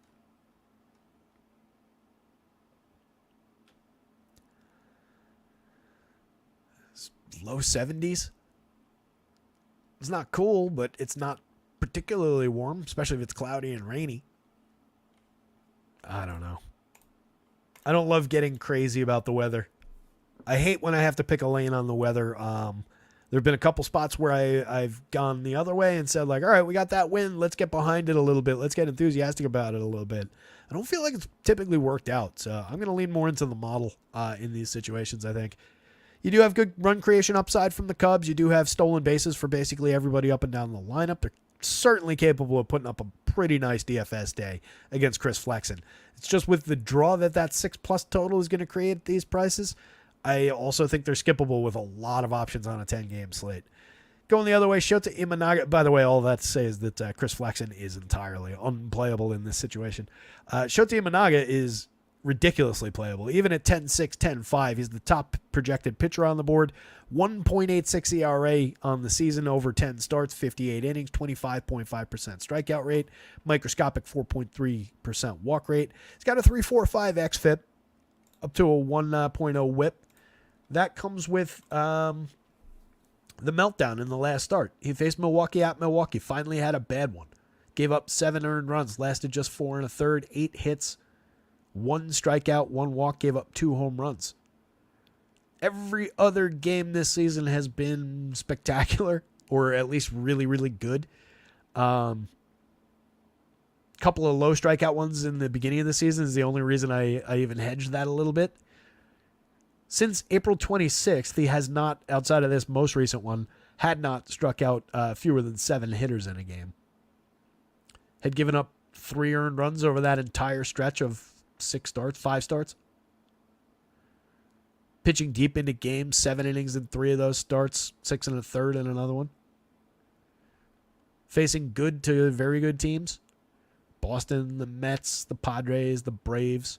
Again, got beat up by the Brewers, and one of those starts was against Pittsburgh. But he's been terrific this year, and now he faces the White Sox. Seems like a pretty killer option. Anybody out there have strong objections to Shota Imanaga? Was it a wind game, Dennis? Dennis saying it was a wind game in that last one. Oh, absolutely. Yeah, Dennis makes a good point. More likely to believe Vegas game totals than RG's weather. Absolutely. Again, and that is why, like I'm saying, I get that it should be a high total. I just feel like that 6+ is drawing a little bit too much weight if you're just crunching the numbers than they maybe necessarily deserve, given that they're that significant of a favorite. A lot of this is based on Imanaga versus them. So that's why I was saying before, just make it 8.5. 5.39. I would have no issues with this. Right? Take a run off of it. Just feels hefty at 9.5. I think the run total draws a little bit too much. Half a run too much out of Imanaga in the matchup. I think you got to play at least a little of the shitty White Sox in your top 150, says Den. I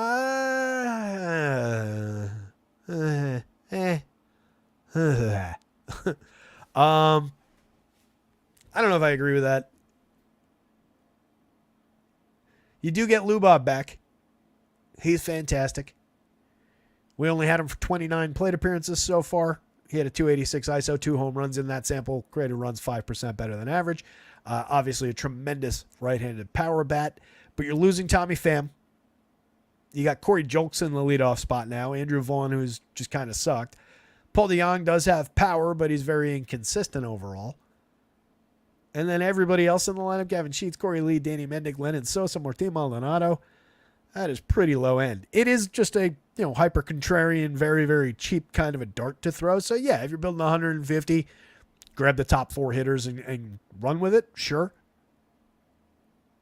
I would probably consider going with Gavin Sheets. Nah, I would probably take Andrew Vaughn. Grab the idea of power upside. So yeah, it would probably just be like a straight line top 4. I don't think you really need to get all that cute at the bottom of the lineup. It's pretty bad down there. But again, Imanaga has been just absolutely tremendous. So I think Dennis is just trying to reverse jinx his way into a no-hitter for Imanaga here. But yeah, if you were going to do it, Corey Julks, Andrew Vaughn, Lubob, Paul DeJong are your top priorities. They're just a straight line. They're very, very cheap. There is some premium contact there. DeJong has 9 home runs this season, a 213 ISO. Julks over his 51 plate appearances has been pretty good. 1 home run, 2 steals, a 147 WRC plus. Very small sample, but maybe a little bit of abilities, low strikeout and decent walk rate so far this year. Vaughn, pretty bad strikeouts, moderate contact. Sub Mendoza, 264 on base. Kind of miscast in a 2 spot, more of like a 6-hitter, 7-hitter. But is what he is. Did have a decent hard hit rate last year at 46.5%, 48.4% the year before. Just has never really translated into a lot of actual scoring output for Andrew Vaughn for whatever reason. So for me, I still want Imanaga as the top option. And I get what you're saying there too. Imanaga has to deal with the wind blowing out as well, but obviously, if you're just getting swing and miss on a splitter, seems pretty easy to avoid. That said, when he does give up contact, it's typically in the air, 18.6 degree average launch. But, yeah, I'm taking Imanaga. I'm putting him on the top of the heap for this one. Top projected pitcher on the list. Imanaga, Cubs bats. They're going to be super chalky at these prices, but it makes sense. And then White Sox bats and no Chris Flexen. White Sox bats way below the Cubs bats.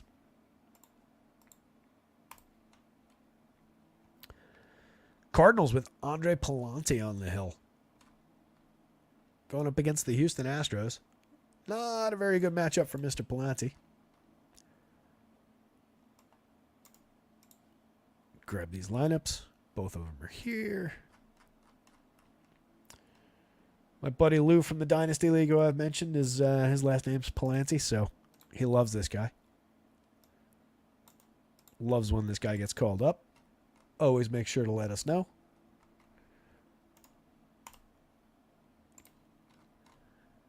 In his most recent outing, Andre Palante went 6 against the Reds at Cincinnati, gave up just 3 hits, struck out 4, walked 3. If memory serves, he had a no-hitter going for a little while. I think that was that game. Pitched in bulk relief in the appearance before that for 3 innings. That most recent one was a full start. The fact that he went 6 gives me a little bit of faith in the idea that we could get 6 if he's going right. Pretty low strikeout total over his full sample of 16 innings and a handful of relief appearances. In 68 innings of relief work last year, he had just a 14.2% strikeout rate. In 108 innings, 10 starts, and some relief work the year before, 16% strikeout rate. Pretty low end for strikeout upside going up against an extremely good team at limiting strikeouts. That was clunky. A team that is extremely good at limiting strikeouts. 16.6% this year, 18.8% for the same group of hitters last year. The Astros are tremendous at limiting strikeouts, even when they're not going extremely well. Everybody in the lineup except for Jose Abreu below 20% is phenomenal. If you excluded him from this group, and there are very good samples, respectable enough sample sizes up there. Only Victor Caratini at 14.9% is an exceptionally low one, but we'll include him. It's 15.3% if we leave out that 26.6. That's insane. That's really good top to bottom. That said, this is not the extreme high-end version of the Astros lineup. No Kyle Tucker for one. So a little bit of an uptick for the idea that Andre Palante could maybe succeed at 7,500, 7,300 as a dart throw of a value pitcher on DraftKings. Probably not on FanDuel. Even with 6 innings, I don't see the ceiling. I don't see the upside. 6 clean innings on DraftKings could probably pay off at 7,500. Not very likely. Not my favorite value pitcher by a long shot, but maybe more playable here. Just given the nature of this lineup. Jordan Alvarez still a tremendous threat in the heart of the lineup. 12 home runs for him, a 209 ISO, creating runs 43% better than average. Jose Altuve down a little bit compared to years past, but 9 home runs, 8 steals, still slashing 289, 342, 447, creating runs 27% better than average. I like him to bounce even higher than this. We could flirt with 300 easily for Jose Altuve. We could push the on base a little bit. And push the power numbers up a little bit as time goes on. But even if he's just doing this, he's still tremendous for the prices. 55, 37 with the ceiling that he's got, perfectly playable. Bregman, 4,100, 3,200, now hitting second. He's up to 9 home runs, a 176 ISO. We're kind of rounding into form, 229, 286, 405. Still a long way to go in the triple slash, but we're looking better given the power surge. So playable. Jake Myers, 32-27, miscast in the cleanup spot, but he's had a good year, 281, 352, 466. Like I said the other day, he's kind of done what Chas McCormick is supposed to do in this lineup. Filling in for him right now, 185 ISO, 136 WRC plus, over 163. He's kind of taking that job. Jeremy Pena, 42-29, giving you a nice season so far from the shortstop position. Very affordable for the numbers he's provided this year, the numbers we saw from him 2 years ago, the fact that he's putting the ball in play so frequently. Interesting enough shortstop if you're going to the Astros again against Andre Palante. They ranked out in the original version of the lineup that did have Tucker in it. He's got a shin issue going on. He came out of yesterday's game. In the original version, the Astros were ranked out like 4th, I think, on the board. So they probably come down a little bit in the overall stack rankings, given the Victor Caratini, Jose Abreu version of this lineup at the bottom, but I think they're still very playable. Jainer Diaz now up to back up to 6th becomes more interesting. 3,400, 2,800. He's very playable. I probably prefer him to Caratini or Jose Abreu if I'm looking for a first baseman from this team on FanDuel. 2,800. I'm happy to take my shots with Jainer Diaz.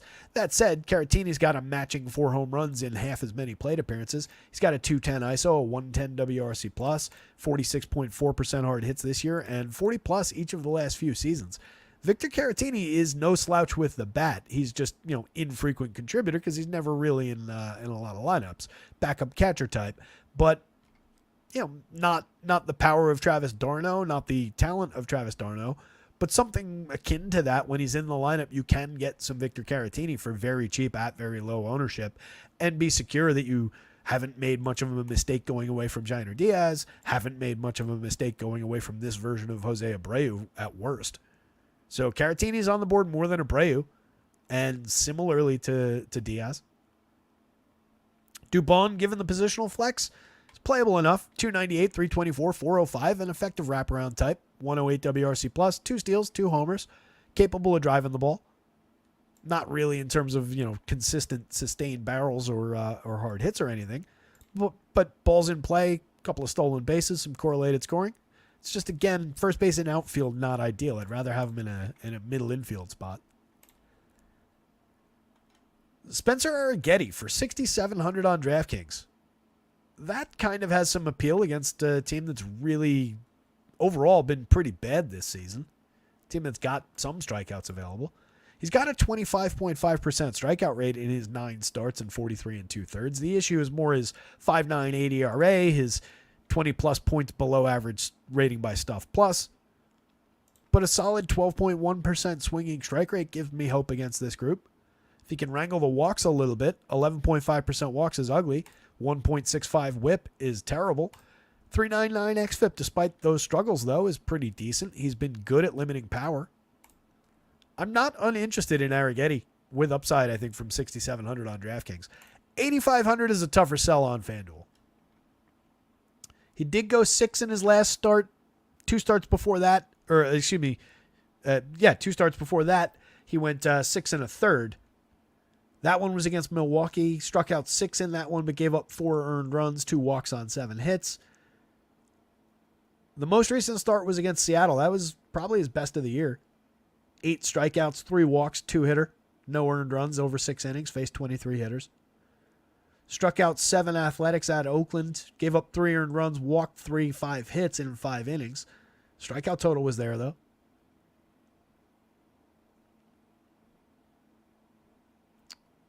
Five earned run game to the Yankees in early May, and then a 7 earned run game at Kansas City, whereas 2 really bad ones.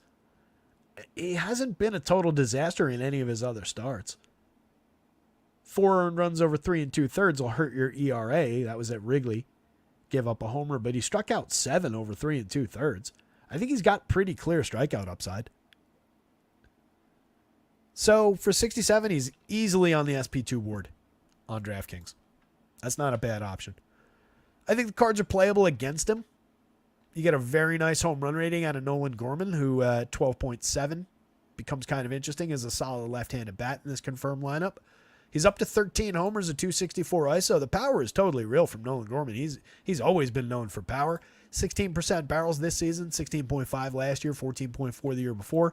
High 40s hard hit rate last year, low 40s the year before. Has some work to do cleaning that up. Needs to strike out a little bit less than 35.8% of the time. Drawing a matching walk rate to last year, though. Led the team with 27 homers last year, 27. So a very solid power bat in the heart of that lineup, showing some quality for just 3,700, 3,100. I think you could one-off Nolan Gorman in this spot if you're not playing Arrighetti the other way. Kind of interesting for those prices and his power upside. Paul Goldschmidt, 8 point, and I said that as though I was starting a sentence, so I'll conclude it. And you can play Nolan Gorman in stacks as kind of their top priority bat right now. Paul Goldschmidt, 4,000, 2,900, up to 7 home runs on the season. Not completely dead yet. 136 ISO, 92 WRC plus. Arenado stuck at 5 home runs for a minute after a brief power surge. 115 ISO for him is really concerning. One of the worst looking swings in baseball if you're looking at that Stuff Plus measurements. Brendan Donovan back in the lineup off the top, over 237. He's hit 4 home runs. He's been kind of interesting, a 106 WRC plus. Needs to get on base more, but has the ability to drive the ball. Last year, 40.6% hard hits. This year, hovering at 39 with a 6.2% barrel. Doesn't really strike out. Interesting enough lefty bat. So is Alec Burleson for a cheap price. 271, 299, 429 over 178 plate appearances. Does have 7 home runs. Just a 159 ISO. 7 homers come on moderate contact. But he's created runs 9% better than average despite not really getting on. So he's doing something right.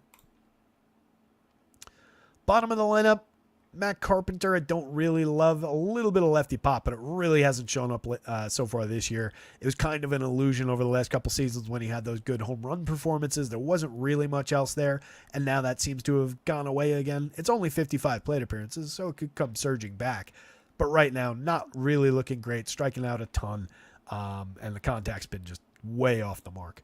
He was at least barreling the ball frequently, but that's not great. That's okay, but not exceptional.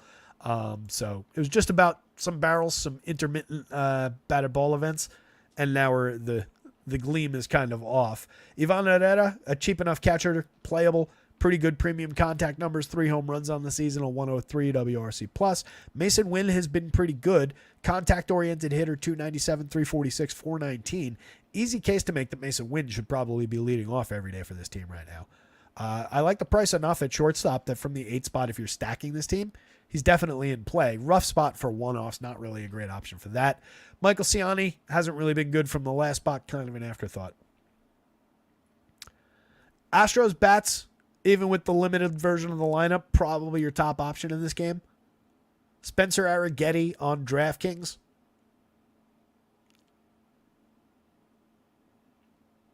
Those are really the 2 priorities in this game.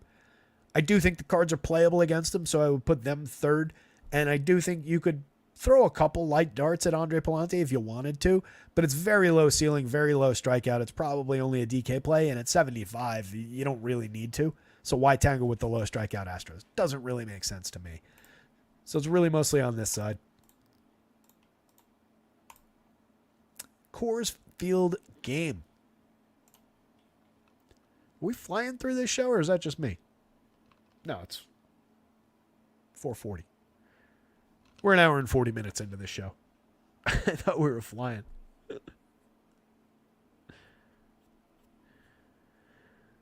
Shano says, I think his routine was thrown way off. Was that when we were talking about Imanaga?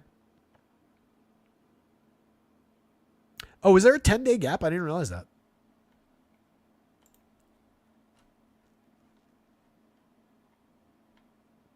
You're right. Yeah, he went from the 18th to the 29th.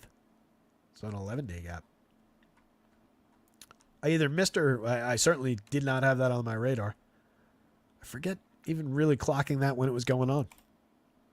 Good note there, Sean. Could definitely have been part of the problem. That was for Imanaga. So, Coors Field, I don't really see any need to go to tie block here. 7 innings in his last start. That was a home run against Cleveland. Gave up 2 earned on 6 hits, 5 strikeouts. It was an okay performance, especially if you're paying $5,000 for it. Doesn't really project out that way against the Reds today. Game before that was against the Phillies. That was also a home start in Coors Field. 6 2/3 in that one. He's making a liar out of me. 2 earned runs, over 6 2/3, 5 hits, 2 home runs allowed in that one, just 2 strikeouts. That's still not a great game, even with the depth and the limited innings. Giving up the 2 homers and striking out just 2 doesn't really do much for me there. 6 earned runs allowed at San Francisco. Just 1 earned run over 5 innings against Texas in a Coors Field start, just 2 strikeouts. He's been okay at Coors Field if we're talking about earned runs. 4.15 ERA, a 4.22 xFIP, just a 12% strikeout rate in his 5 starts this year. 34 2/3. You can see what Stuff Plus thinks of him. You can see what his swinging strike rate and his CSW look like. You can see what he's done in years past. I don't think there's any reason to cling to a little bit of success so far in some spots this year in terms of very low end performances that somehow don't result in a ton of runs scored against some pretty good teams. Give these Reds the opportunity to put bat on ball with as much frequency as they're going to against a pitcher like this. I kind of like the upside for these Reds bats. I don't think it's any secret they're at a 5.81 implied total in Vegas. They look pretty spectacular again. Hopefully, Wrigley takes away a little bit of their ownership. I would rather have these Reds in this spot against Ty Block than I would have those Cubs. Just say that right now. Stuart Fairchild from the top, 3,500, 3,200. That is if they're lower owned or if they're too low owned. Fairchild, over 116 plate appearances, 228. Let me see if the actual lineup is here before I ramble about Stuart Fairchild. The Rockies lineup is.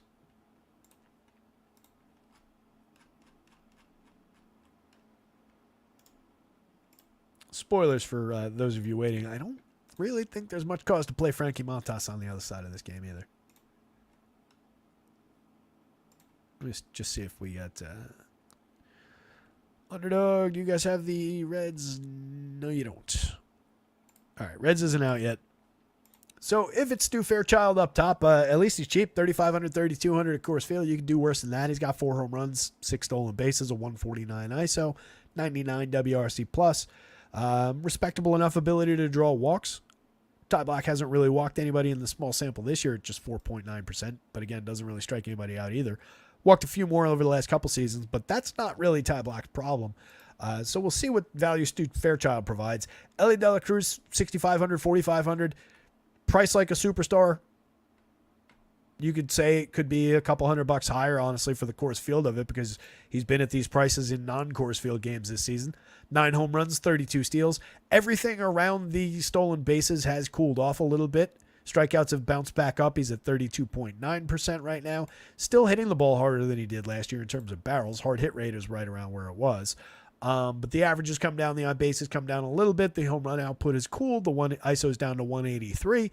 Stolen bases are still fantastic. He still absolutely mashes when he makes contact. And this ballpark is designed for him to succeed in. So love the upside for Ellie. Jeimer Candelario hit a home run yesterday. He's up to 7 on the season, a 202 ISO, 105 WRC plus. Looks very, very playable. First or third for 48 on DraftKings, 36 on FanDuel. Spencer Steer at 6,000, 4,000. Like I said about him yesterday, just a little bit high priced for my tastes.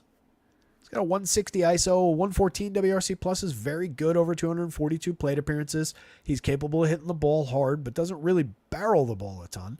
He's got 6 homers. That's fine. 243 average is fine-ish. 351 on base is very good. He's got 11 stolen bases. I just feel like we're giving him a little bit too much in those price tags. I get it. It's Coors Field. They have to be a little bit high priced, but it feels a little bit expensive to me. Does have multi-position. You can slot him into the lineup in a lot of different ways. Is definitely a compelling option from the cleanup spot. It's just if he gets very popular, there are other bats that I like in this lineup. Tyler Stevenson is one of them.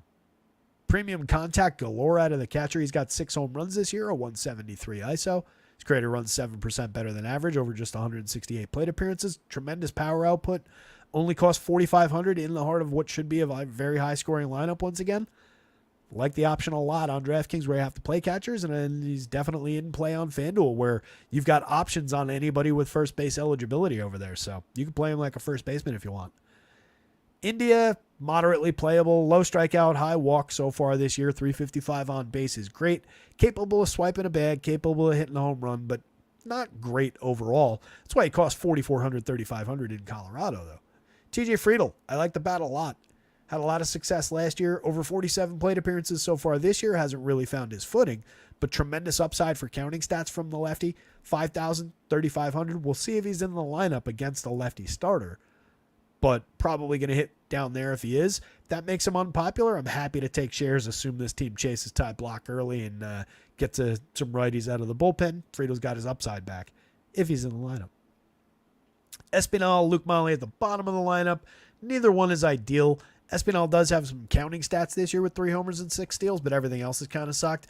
Molly, every now and then, capable of driving the ball. Did have a 10.7% barrel rate last year, but I'd rather have Tyler Stevenson. Frankie Montas, once upon a time, was pretty decent. Was certainly better for strikeouts. I don't know if we've got any of it in easily accessible spot. Not really. He was okay this year. 4.05 ERA, a 3.61 xFIP, 23.4% strikeouts. That was back in 2022. Only lasted an inning and a third last year. Over 47 innings so far this year. Just a 15.9% strikeout rate. Sub 10 swinging strike rate. A terrible CSW. 4.60 ERA with a worse xFIP. Stuff Plus actually still likes the makeup of some of his pitches, but it just really hasn't been all that good, and he's facing a capable enough Rockies team in Coors Field. Just doesn't look like the spot to throw that dart. A lot of other cheapo options on the board. So I'm not going the Frankie Montas direction. Wouldn't advise people at 6,000. He slots in there. Play Mitch Spence against Seattle for 65. Play Spencer Arrighetti against St. Louis for 67. I don't think you need Frankie Montas at Coors Field. It just doesn't doesn't seem like it's going to work out. I would take some Rockies against, especially if they're low owned like usual. They're very, very cheap. Same upside for them against Frankie Montas as the Reds have against their starter. Charlie Blackmon, not really doing anything interesting this season. 2 home runs, 3 steals in the leadoff spot. Just getting on at a 309 clip. Best days are definitely behind him at this point. Every now and then he can get involved. He does put the ball in play a lot with a very, very low strikeout rate. Ezekiel Tovar, 5,000, 3,600, having a very nice little year. Creating runs 13% better than average. Good output for counting stats. Very nice triple slash over 260 plate appearances. Still affordable given the ballpark. Ryan McMahon back in the lineup against a weak righty. Looks tremendous today. Excellent premium contact numbers. 7.36 in the home run model. Still cheap at 52 on DraftKings. 35 perfectly fine on FanDuel. Just third base eligible on both sites. You used to get him at second and third a lot. But now just third base. Perfectly happy playing him there. 10 home runs on the season, 186 ISO, 125 WRC plus from McMahon. Elias Diaz, catcher, hitting cleanup in Coors Field for only 4,800 with a lot of ability. Seems like a good option to me. Low strikeout rate, low walk rate, a lot of balls in play. 294, 342, 418 triple slash. Creating runs just at league average, 4 home runs on the season, but nice output for hits. Back control type of a player. Certainly the ability to drive those guys ahead of him in the lineup if they happen to get on ahead of him. Brendan Rodgers, maybe kind of interesting this year. Over 215 plate appearances. 270, 307, 382. Got some work to do to improve that triple slash. But it's not completely dead. 3 home runs. Just a 113 ISO. Just an 82 WRC plus. But he's been a little bit frisky. 43.9% hard hits so far this year. He's capable of hitting the ball hard. Doesn't strike out at a crazy clip. It's around league average. But for 35.29 at second base, premium spot, you could do worse. Especially given the ballpark. Eloy Montero, Brenton Doyle, Hunter Goodman, all interesting right-handed power bats from late in the lineup. Montero, 3,300, 3,000, only 3 home runs so far this year. Doyle's got 5. He's also stolen 14 bases. Between the 3, he's probably got the least overall raw power, but he's probably delivered the best performances DFS-wise over time. 104 WRC plus out of him, plus the speed. Most interesting out of those 3 hitters. It's also why he costs 43.37. Hunter Goodman at just 38.28. Tons of power upside. I wish he had this eligibility on DraftKings. It would make him more interesting. But first base and outfield, he's not miscast in those positions. Only 2 home runs so far in the show this season, but does have a 179 ISO over 60 plate appearances, does have a 10% barrel rate, and did hit a lot of minor league home runs for this organization. So there's power upside for sure from Hunter Goodman. These 3 hitters at the bottom. Whoa, Joker, chill. Joker's laying under the table. He just started scratching and started shaking the entire desk, the monitor, the camera, all of it.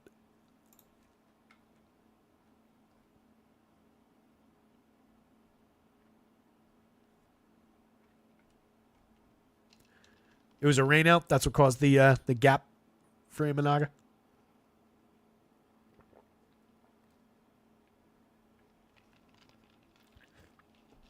Yeah, I guess at the time I just assumed that without looking at it, that I assumed that he just got a day start the next day or whatever, and they rolled. Completely did not realize that. But yeah, that was even with throwing on the side, like just getting out of pitchers are weird, and I don't know what Imanaga is like at all. So I'm just throwing a very big, broad blanket in the most realistic, reasonable baseball way possible over the idea that Japanese pitchers who come from the NPB in particular are very meticulous, typically, about management of their routine between starts. Japanese teams have always focused on that a lot. So that could have had an impact. That is not to say that it did. That's not to say that Imanaga cares at all. I seriously do not know what his routine looks like. But it wouldn't surprise me if that had something to do with it. There's unfortunately no way of knowing, no way of quantifying it. But that is a consideration in the back of the mind. So, Reds bats, Rockies bats. Both sides are going to have some ownership, but hopefully the Cubs take away some of the Reds' popularity. That leads me toward more Reds. Reds are easily on top. Rockies will be way lower owned. Rockies are cheap. They've got a pretty interesting matchup in Coors Field as well. So I like that side of it. I really do. Neither pitcher is on the board for me. Not even at the discounts. Not even on DraftKings as SP2s. 3 to go. So this Adam Mazer dude. Oh, the new Fangraphs pages, by the way, now include AAA game logs, which is fantastic for some of these minor league pitchers. So Adam Mazer, coming in on the 2024 Fangraphs Prospects Report, was unranked organizationally, obviously unranked nationally. They had a 2025 ERA on him and mid 40s grades for most of his arsenal. Was not very highly regarded. In Double-A to start this season, 6 starts, 32 and a third, had a 1.95 ERA and a 3.22 xFIP. That's perfectly fine. Pitching at 23 in Double-A. That was a 26.7% strikeout rate with a 4.2% walk rate. Kind of exactly in line with what he did over 7 starts and 38 innings in Double-A in 2023. And roughly in line, a little bit of an uptick for strikeouts. Same walk rates as he had in High-A last year. In AAA, he got promoted and made 4 starts in 19 innings in AAA this year. 7.11 ERA, 4.81 xFIP. Strikeouts dropped from 26 and change in Double-A to 22.8. Walks went up from 4.2 to 5.1. Gave up 4 home runs in 19 innings to 79 hitters. It's a lot of power. Give up 1 home run in Double-A to 120 hitters and 32 and a third. Give up 7 home runs in 38 innings in Double-A last year, and that was walks. 3 home runs in Double-A. All right, that's better. I was gonna say that's a lot. 7 and then 10 in High-A, but it was 3 and 2. Still a decent amount of home runs there. So there's not a ton to cling to with Adam Mazer, outside of the fact that this is a very low-end Angels team with a fair number of strikeouts in it, with a lot of guys who are maybe quad A type players. So could a Double-A, Triple-A kind of a pitcher succeed against some of these quad A players? I think there's reason to believe that maybe he could. In Adam Mazer's last start, which was in Triple-A, they have Double-A game logs here too, by the way. He had a few runs scored against him. Lasted just 2 innings in that one. Faced 11 hitters, gave up 4 earned runs on 3 hits. Walked 2, struck out 3. A few games before that, though, the one immediately before that, he went 6 innings. Gave up 4 earned runs, gave up 2 home runs, all right. But he struck out 8 and went 6 innings. That's the important thing. Went 5 innings against the Oakland affiliate on the road, gave up 5 earned runs in that one. Struck out just 1. That one's kind of a disaster. But then before that, 3 straight starts of 6 innings apiece. 2 earned runs allowed over all 3 starts combined. A 6 strikeout game, a 3 strikeout game, and a 5 strikeout game. Had an 8 strikeout game over 4 and a third, but gave up 6 earned runs on 9 hits to whoever the Twins affiliate is in Double-A. So a lot of up and down in the minor league game log. But again, we're going up against a mostly like quad A type of a lineup. And he only cost $77 on DraftKings, which isn't really the story. $5,500 on FanDuel. Get me 6 innings and limit the run output.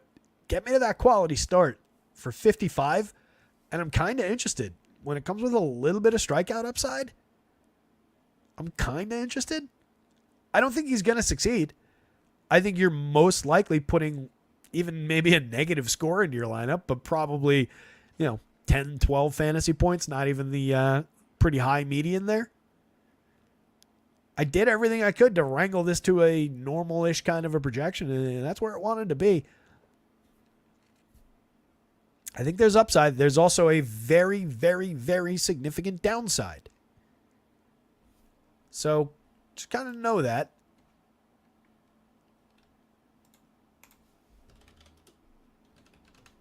Let's see. Is anybody else talking about him?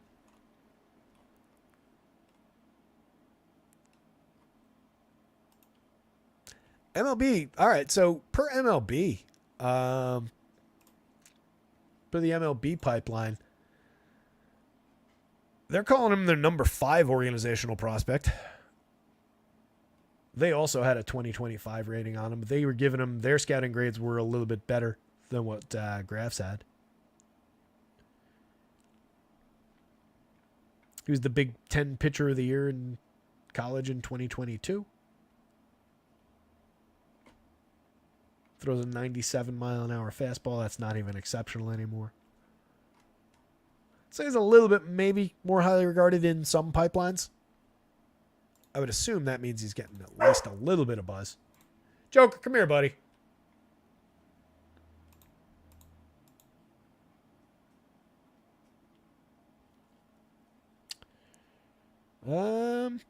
Nope. Not really getting much buzz. That's kind of interesting. Single-digit ownership projected on FanDuel at that low a price. Kind of interesting. Same price that Trevor Richards is getting for an inning of work, or maybe 2 innings of work. I can see success there. And again, I can mostly see him just falling through the leaves that are covering up the giant pit that's full of big pointy sticks, and then just getting impaled on it. You don't even bleed to death. You're down there, but you live, and it just takes so long that you actually just die of like dehydration and hunger. That's how bad it could be. But maybe it works out. Angels bats would definitely be a good consideration as a hedge against any kind of Adam Mazur position. And then on the other side of this game, Patrick Sandoval going up against the Padres, not completely uninteresting for 7,000, 7,400. You can see he actually projects out pretty decently. Over 60 and 2/3 innings this year. He's got a 23.8% strikeout rate. 5.34 ERA is ugly, but a 3.85 xFIP is more reasonable. A very good 11.8% swinging strike rate with a 29.3% CSW. Has not been bad for allowing power. Stuff plus, a little bit below average, but not tragically so. Last year, a 4.11 ERA with too many walks and a lower strikeout rate, 4.61 xFIP. But the year before, a lot more like this year, with a 23.7% strikeout rate, similar swinging strike and CSW numbers, had a 2.91 ERA with a 3.67 xFIP over 148 and 2/3, 27 starts that year. Some up and down performances for sure, but we look more like that guy from 2 years ago than we do from like the guy from last year. Going up against the Padres lineup that is good enough, and they're low strikeout, but they're also somewhat gettable. They check in at a 4.19 among the quote good teams on the board. That's one of the lowest totals. So given the pricing and a little bit of strikeout appeal, I could see Sandoval succeeding here, especially as an SP2 on DraftKings at 7,000. He's at worst going to be one of the more like reliable, moderately talented SP2 options. He's probably better than Adam Mazur for 77, even with Mazur having the better end of this matchup. This is a dart throw. This is a guy I have a little bit of a confidence in at that price. Not saying that, it's not confidence like if you played this game 100 times, Patrick Sandoval is going to succeed in 80 of them kind of confidence. It's confidence like if you play it 100 times, Patrick Sandoval could do well enough to pay off that $7,000 price 30 times and have an okay enough non-tragic $7,000 start where you still could do well if you get the right bats in another, 10. But that still adds up to, fewer than half the times out of 100 does he succeed. But I think that's the kind of play you're looking at for 7,000 on DraftKings as an SP2. He's got a minor lane to hit a score for 74 on FanDuel, but it's not nearly as appealing. You just don't need to do it on FanDuel. On DraftKings, I think he's the better of the two options. On FanDuel, I think he's the better of the two options. Either way, I think you hedge. If you're hedging with the Angels, Nolan Schanuel off the top, a lot of back control, limited results, 75 WRC plus, 5 home runs, but only a 102 ISO, just a 288 on base. Needs to figure out who he is in an awful hurry and start doing what he's going to do. If you're going to try and hit for power, try and hit for power. If you're going to try and be a back control guy and hit for average and on base, do that. Right now, he's not doing either of them. He's very cheap at the top of the lineup for a lefty against a double-A pitcher. Luis Rengifo, both middle infield spots on DraftKings, adds second and third on DraftKings, adds shortstop to that mix on FanDuel. 4 home runs, 13 steals, 139 WRC plus, tremendous triple slash so far. He's been very interesting. Taylor Ward, 47-29, 11 home runs, 198 ISO, has also been very interesting. Willie Calhoun has been okay. 286 average, at least he's putting the ball in play, seeing some positive results out of his 12% strikeout rate and 1.9% walk rate. 40.9% hard hits. As long as you're putting the ball in play and hitting it hard, you can find some results. That said, not a lot of home run power, not a lot of run creation so far, not a lot of on base. Take what you get for 3,500. He's not ideal at first base. Outfield, maybe. He's just like another outfielder at 2,400 on FanDuel. Logan O'Hoppe, 3,800, 2,800 playable at catcher, 7 home runs on the season. Mickey Moniak, 3,000, 2,400, not really performing at all. 164, 200, 239 triple slash, a 22 WRC plus.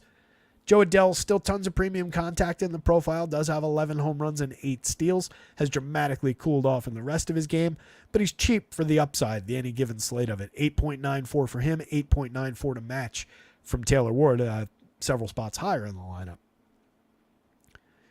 Zach Neto, 6 home runs, 8 steals, productive enough for counting stats, limited output otherwise. Kyron Paris, 24-23, very, very cheap, hasn't done anything over 53 plate appearances in the show. If you're going to the Angels, it's really like 1, 2, 3 as the priorities, and then any one of those guys as a bolt-on, or 2 of those guys. So through there is your priorities, and you can include Nolan Chanuel in that if you want. He just hasn't really done much. The Padres obviously the better option in terms of the quality of their lineup. I love the multi-position eligibility from a bunch of these guys on FanDuel. I like that everybody is affordable. Fernando Tatis for 5,400, 3,800. I get that those are relatively high prices, but for him, that's pretty cheap. 261, 341, 433, a 128 WRC plus. That's respectable enough. Decent triple slash and creating runs 28% better than average. I think it only trends up from here. We're dealing with just a 171 ISO. He's hit 10 home runs already this season. Very, very solid contact profile that is up from last year.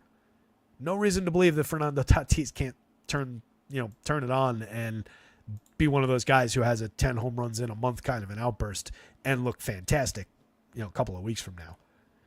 Jurickson Profar, 42-33, 330, 426, 495, just doesn't stop. 71% better than average creating runs. Manny Machado, cheap for his talent as well. 6 home runs on the season. Love the upside going forward from Manny. 48.8% hard hits, decent number of barrels. We're not far off the mark. Donovan Solano for 29 at third base on DraftKings. I don't love. Second base for 23. I can get talked into on FanDuel, though. Over 57 plate appearances. He's demonstrating his back control ability. 373, 439, 490. Got 1 home run in there. More of a singles, doubles type hitter. Little bit of pop, though. Cronenworth at second base for 42. Definitely sounds interesting. First and second on FanDuel for 31. He's okay there. 8 home runs on the season, a 183 ISO, creating runs 21% better than average. He's dropped in the lineup for good cause. Oddly, it was Jurickson Profar who stole the 3 spot from him. I didn't, saying coming into the season, I was saying that I didn't think he could hold down the 3 spot, and he actually did pretty effectively. Now he's dipped in the lineup because he's getting outperformed by Profar's ridiculous surge, but I could see him certainly moving back into that spot any given slate, and particularly when there's not a lefty on the mound.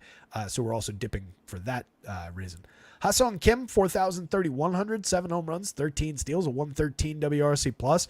Like we saw when we looked at him yesterday, it's really only the batting average that's been in a bit of a decline this year. Everything else is right where it's supposed to be. So he's perfectly fine and very cheap for his talent. Luis Campusano, a playable catcher. Jose Azocar, not really all that playable from the last spot in the lineup. So it's Patrick Sandoval on DraftKings is probably the best of the spots. Followed by Padres bats against Patrick Sandoval. Followed by Adam Mazur as a totally ugly dart throw for 5,500 on FanDuel. And then whatever you want to do with the rest of the components that are there. Patrick Sandoval on FanDuel is perfectly fine for 74, but not really necessary. Angels bats are more of a hedge against Adam Mazur. They'll be low owned enough. They're very, very cheap. Maybe they're a discount against a minor league pitcher. There are ways to put them on the board too. So all four corners are kind of on the board with some separation based on which side it's on. And now we get to talk about Blake Walston.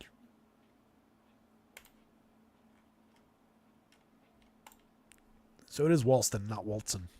I don't know why I wrote Walton here.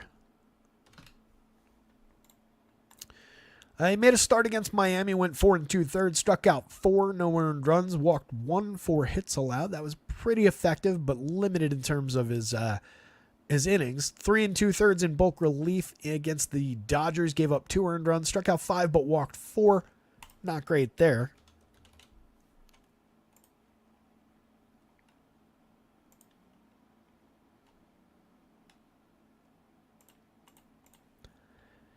In minor league ball this year, oddly, they don't have his minor league game logs. That's weird.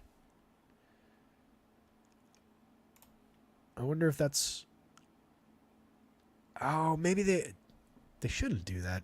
If they take away those minor league game logs and replace it with the major league game logs once they switch over, that would be dumb. But Walston did pitch in AAA this year, 35 2/3. He made 7 starts down there, 4.54 ERA, a 5.50 xFIP, 21.7% strikeout with a 12.4% walk. Via Fangraph,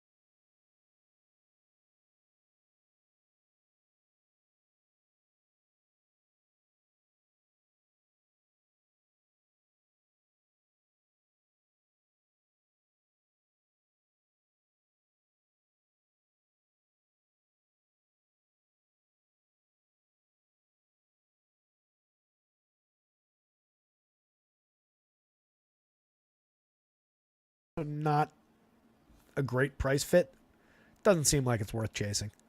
Kyle Harrison on the other side, 8,100, 7,900, is effectively priced for who he's supposed to be. It's just he hasn't really quite been who he's supposed to be. He hasn't been bad. 4.15 ERA, a 4.41 xFIP, 21.3% strikeouts over 65 innings, giving up too much power, and he gave up too much power last year in a small sample as well. Was similar last year, 4.15 ERA, 5.02 xFIP, 23.8% strikeout rate. Hasn't really found his swinging strike form. His CSW, his walks haven't been quite in check enough. But he is a very high-end lefty prospect and is expected to deliver more than this over time. Universally projected in like the mid-20s coming into the season across all zips and steamer and so on and so forth. So everybody expected him to perform a little bit better this year in his first full season, and he hasn't. But any given slate, I do think there's upside. It's just chasing it against this Diamondbacks team is not necessarily...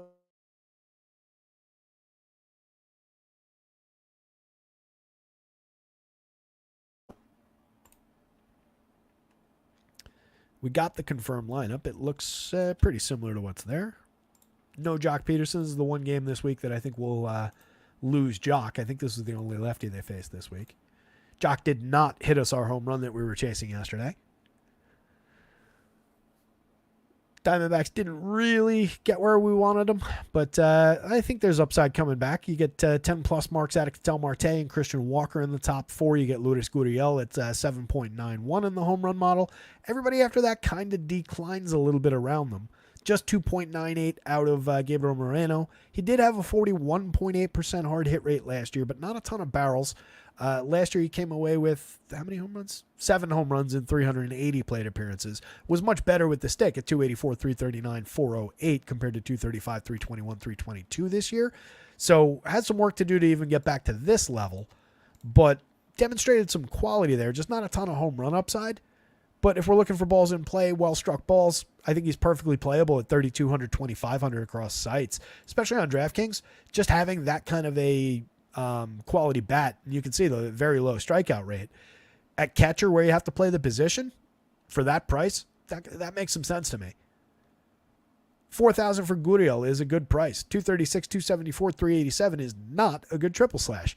8 home runs, though, is pretty decent. 151 ISO. We know he's got more power than that and can be a better hitter and a better on-base option than that. Great spot in the lineup.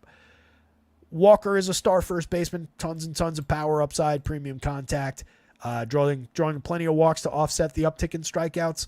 Appropriately priced at $3,600 on FanDuel, $5,000 on DraftKings, a little bit cheap over there. 12 home runs this season, a 205 ISO. Creator runs 34% better than average so far. Randall Grichuk, 1 home run on the season, a 114 WRC plus over 96 plate appearances. Has been pretty good, 3,100, 2,300. Capable right-handed bat with some pop in it against the lefty who gives up, a good amount of premium contact. Grichuk is definitely on the board, as is Eugenio Suarez. He's largely underperformed the entire season. He had an RBI triple yesterday, though. That was kind of interesting. 4 home runs, 207, 270, 322, 69 WRC plus, 3,700, 2,800 if you're just buying the home run upside from years past. 22 last year, 31 the year before. The ISO was down last year. It was way, way higher the year before. Triple slash is consistently low. He's underperforming his consistently low triple slash, but the real story is that the power has been largely out, but maybe a little bit of life. Definitely appropriately priced at least. Jake McCarthy, 36-26. He's having a good year. He's got stolen base upside. He's got a lot of on-base skill. What is Jake McCarthy's lefty-lefty performance like?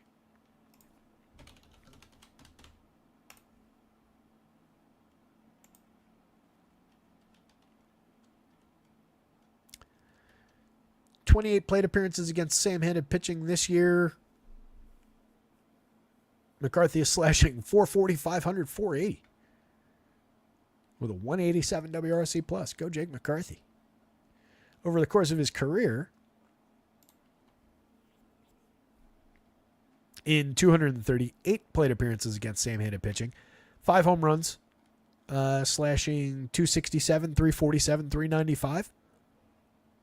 With actually a better ISO and a better WRC plus. Yeah, slightly, a little bit of reverse splits for Jake McCarthy, believe it or not. So definitely in play. Probably going to go under owned because of the lefty-lefty. If you played Jake McCarthy yesterday, there's no reason not to play him today. Blaze Alexander, definitely interesting from the bottom. 2,400, 3 positions on FanDuel. 3,500 with 2 positions on DraftKings. More interesting to me than Kevin Newman. I think there's more power there. There's certainly more on-base skills there based on what he did in the minors, based on what he's done over 122 plate appearances in the show this year. 279, 344, 414, respectable triple slash, 3 home runs, 2 steals, a 119 WRC plus. It's an interesting enough hitter. 40.5% hard hits. Strikes out too much still, but draws walks. Kevin Newman's skippable afterthought, but he's been all right.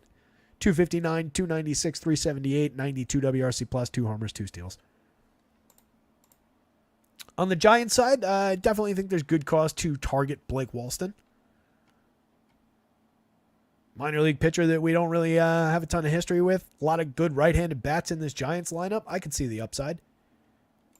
They're pulling a 4.63 implied total versus a just under 5 on the other side of this one. So either way, I think you could stack these teams.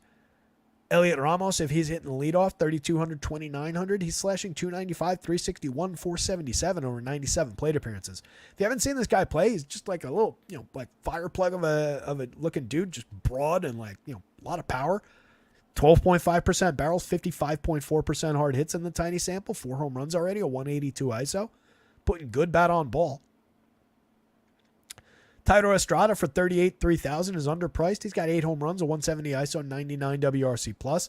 Last year, 14 homers, 23 steals, 101 WRC plus, decent triple slash, better average and everything. 14 homers and 21 steals the year before that. Tito Estrada is a good player at second base. He's underpriced. Wilmer Flores is not a pitcher. That's a weird one. There's a pitcher named Wilmer Flores now? Cool. Yet another one I'll have to remember to change.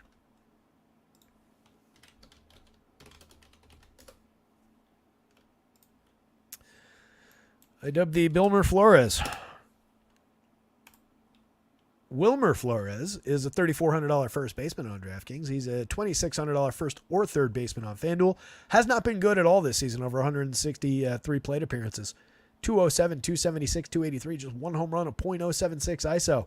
Where has the quality gone, Wilmer?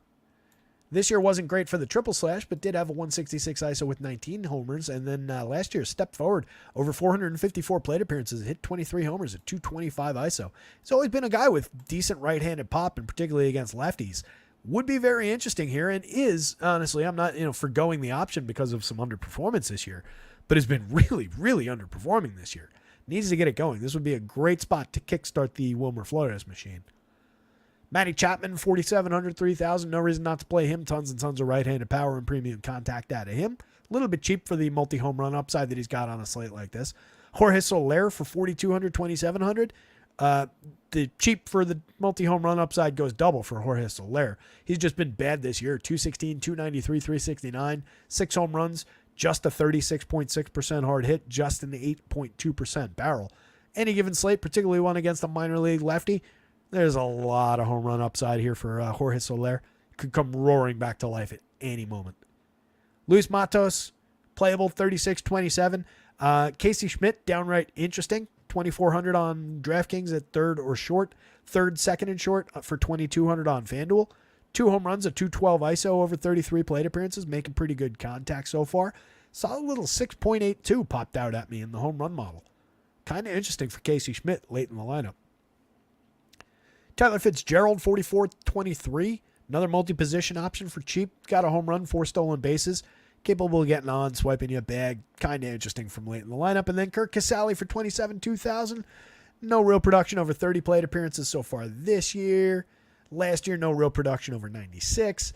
The year before, 5 home runs and nothing else over 176. It's kind of what you get out of Kirk Casale. Kind of an afterthought at the bottom. So for me,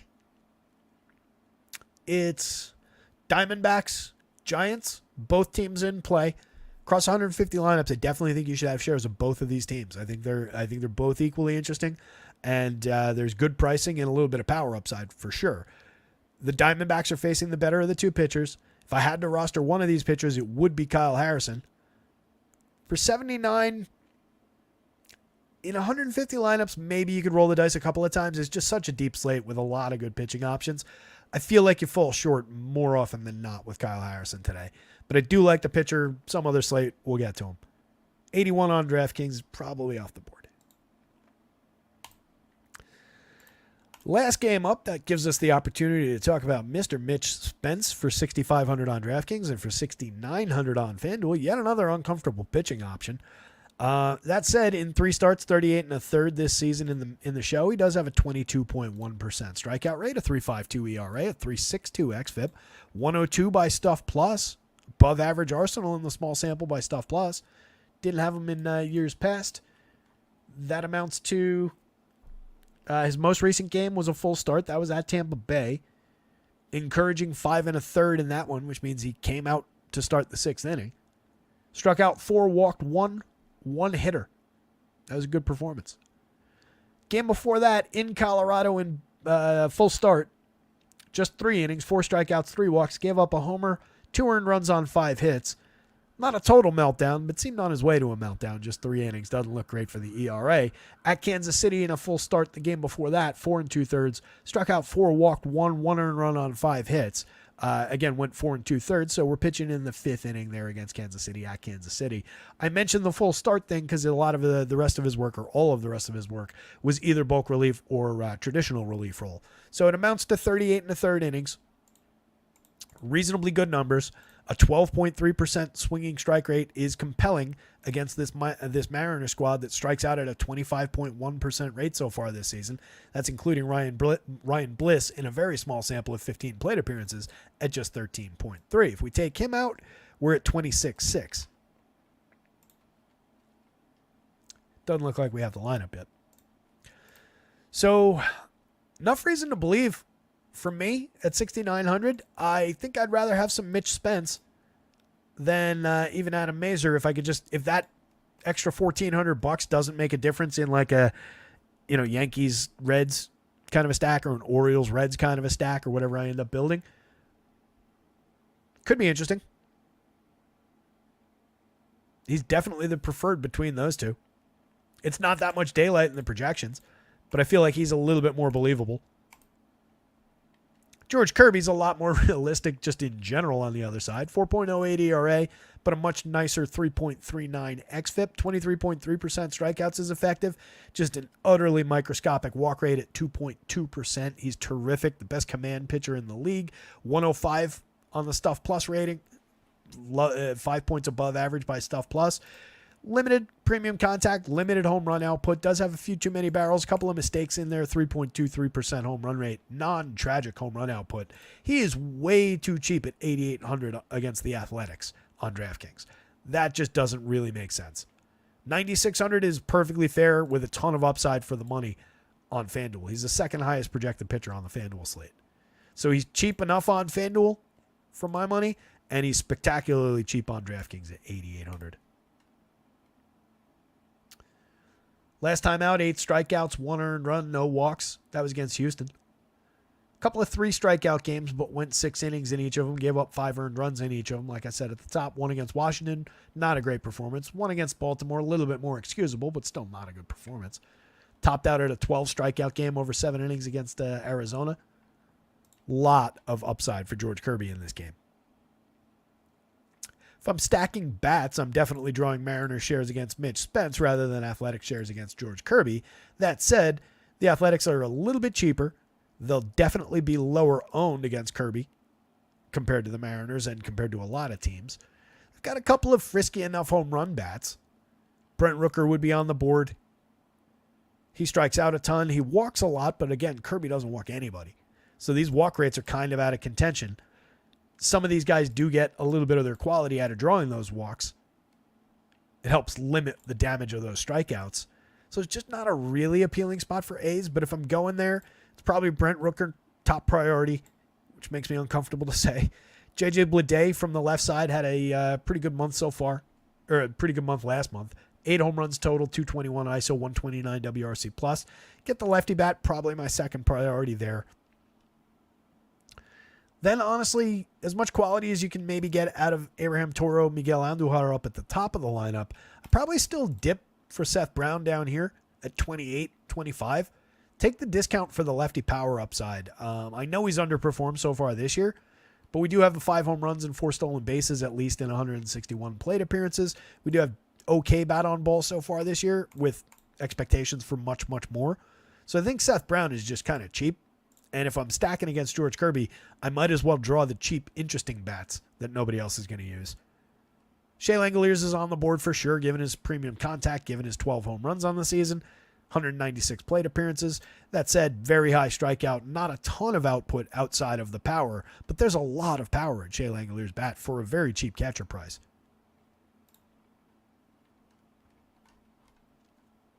Apparently this lineup just came out.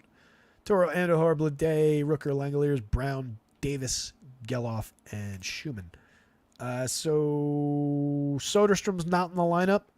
J.D. Davis is hitting here. Geloff is hitting here, and then it's Schumann.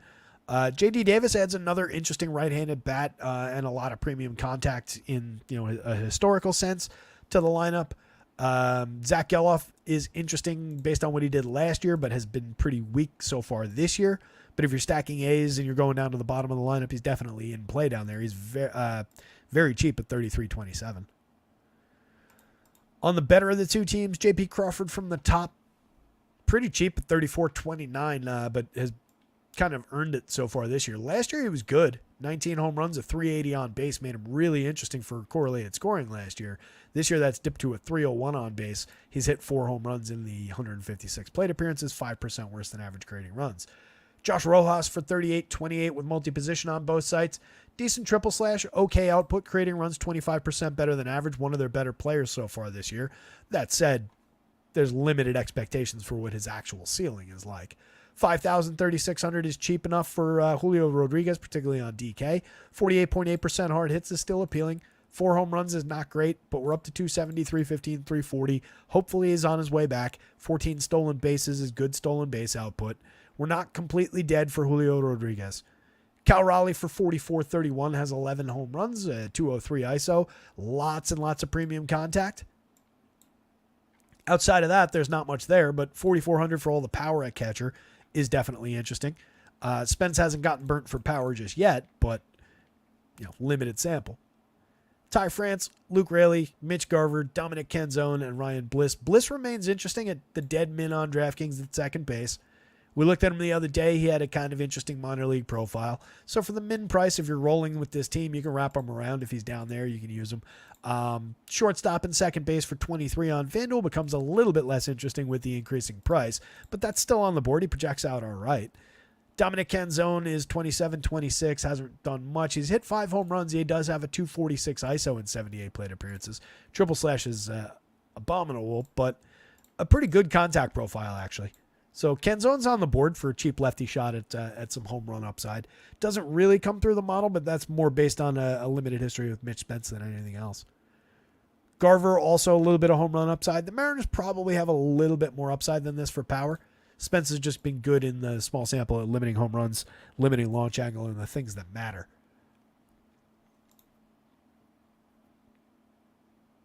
It's not an overly playable Mariners team, but they're more playable than in some spots this season. But I like this option. I think that's on the board. Too downright interesting. George Kirby is up top, but not far behind based on the extreme discount. Mitch Spence against the Mariners. And then Mariners bats against Mitch Spence, obviously, are the much more appealing option here. Athletics just as a hedge against George Kirby, and really you don't need to hedge with George Kirby. They're contrarian, they're low owned, and they're cheap if you wanted to go that route, but that's about it.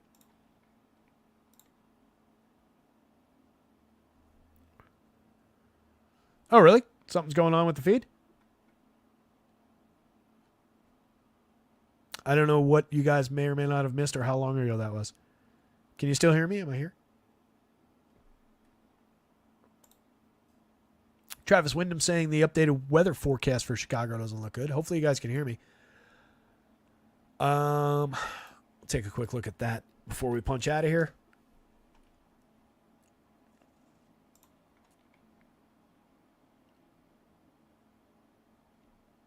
Yeah, it looked like Roth downgraded it, saying that the rain is kind of now coming not in a window, but directly in the middle of the game.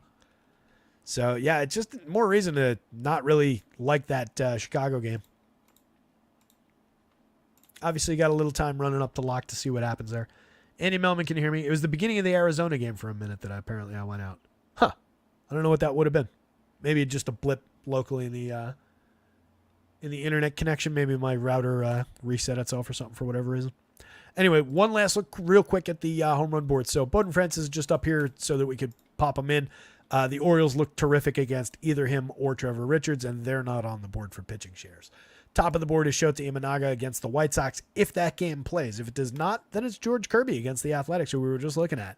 He's cheap for his talent and for that matchup. That looks like a terrific option, particularly if this one comes off the board. That said, Corbin Burns for a little bit of a discount compared to him. Kind of interesting to me up against Toronto. Tons of upside there. Not pitching all that poorly. Actually pitching very, very well despite a bit of a downtick in actual strikeout output. Luis Hill's been fantastic for both strikeouts and limiting runs. Pretty good matchup to continue that for 11,000, 10-8 in Yankee Stadium tonight. Does he turn back into a pumpkin at some point, or is he just an ace who we didn't know about? Who knows? He's priced like the latter right now. I think there's reason to stack some twins against him here and there, but I love the upside. I think he's got one of the higher ceilings on the board. Jack Flaherty definitely has one of the highest ceilings on the board based on how well he's been pitching this season. Tough matchup against the Rangers, no doubt about it, but easily on the board and probably not going to be popular. 9,200 is a terrific price for Jack Flaherty's upside on DraftKings. 9,000 for Max Fried is very cheap against the Red Sox, especially this version of the Red Sox lineup. It's a lot of upside for one of those Max Fried went 9 innings and struck out 6 and allowed no runs type of games, also known as a shutout. Dane Dunning, playable at 83.79, projects out pretty well against that low-end Tigers team. Kyle Harrison, again, in the middle of the board for 79.81. It's just more of a why kind of a spot, given what he's been this season. Do I really want to tangle with that spot? But he's there. You can. In some sense, like this is a cut line on the slate. This is like a talent and quality cut line where like Sandoval's okay, but he's matched up against the Pods, which isn't ideal. Everybody down here is like price-based. Mitch Spence is all right, not great, but okay, but he's matched up against the Mariners at a terrific price. It's like quality cut line versus the DFS cut line is very, very different today. Quality cut line is like Kyle Harrison there. DFS cut line is probably Cutter Crawford here. And really, he's not on the board because of where he's priced. That's awkward. I don't want to play Colorado at all on either side. I don't want Andre Palante there, so maybe it's Adam Mazur. But there's a few more options DFS-wise. Spence is one, like the pricing. Sandoval, definitely, if you can afford it in your discount spot, he's the more talented of those guys. Bailey Ober, I just don't like the matchup at all, but there's a lane for Ober to succeed at those prices. You could argue that he could be a little bit cheaper for you, though, on DraftKings. Arrighetti, I like a lot on DraftKings at 67 against that St. Louis team. I think he could definitely succeed in that spot. 85 is just a little bit rough on FanDuel. 55 for Mazur on FanDuel is an absolute bargain. If I can get even 5 innings and don't even need the quality start, I'd rather have the quality start, obviously. But if I can get my 5, get a win, that's there with some strikeout upside at 55 on FanDuel. 77 on DraftKings, it's a little bit clunky. Don't love the price for the matchup, but on talent, he's at least playable. Don't love this at Coors Field. Don't love that on matchup. Don't like that on matchup and talent. Don't like this on environment, matchup, talent, etc. And don't like that at all on everything above. Home run board. A couple of the boys all the way up at the top of the board here. Oh, Gunnar actually surpassed Aaron Judge when I changed that. So keep in mind the Baltimore numbers are after changing it to Bowden Francis. But if you do that, Gunnar leaps ahead of Aaron Judge. Let's call it a tie. Both of those guys are killer options at the top of the board. 3 other Yankees in the next 2 spots. 3 other Yankees in the next 2 spots. 2 other Yankees in the next 2 spots with Soto and Judge. Nolan Gorman, kind of an outlier from that St. Louis lineup amongst all the Yankees and Orioles at the top of the board here. A couple of the Braves sneaking into the top. A couple of the Diamondbacks, the usual suspects there. A couple of the Rangers, usual suspects from their team.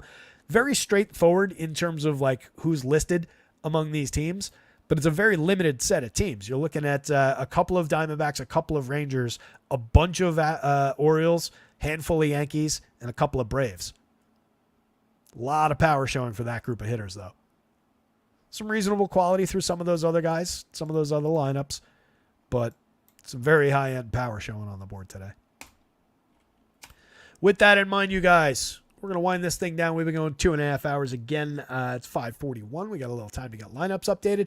Going to drop that on the site in the next couple of minutes. Keep an eye out for that. We'll be in Discord hanging out, answering questions. Keep an eye on the Chicago weather and anything else that might change.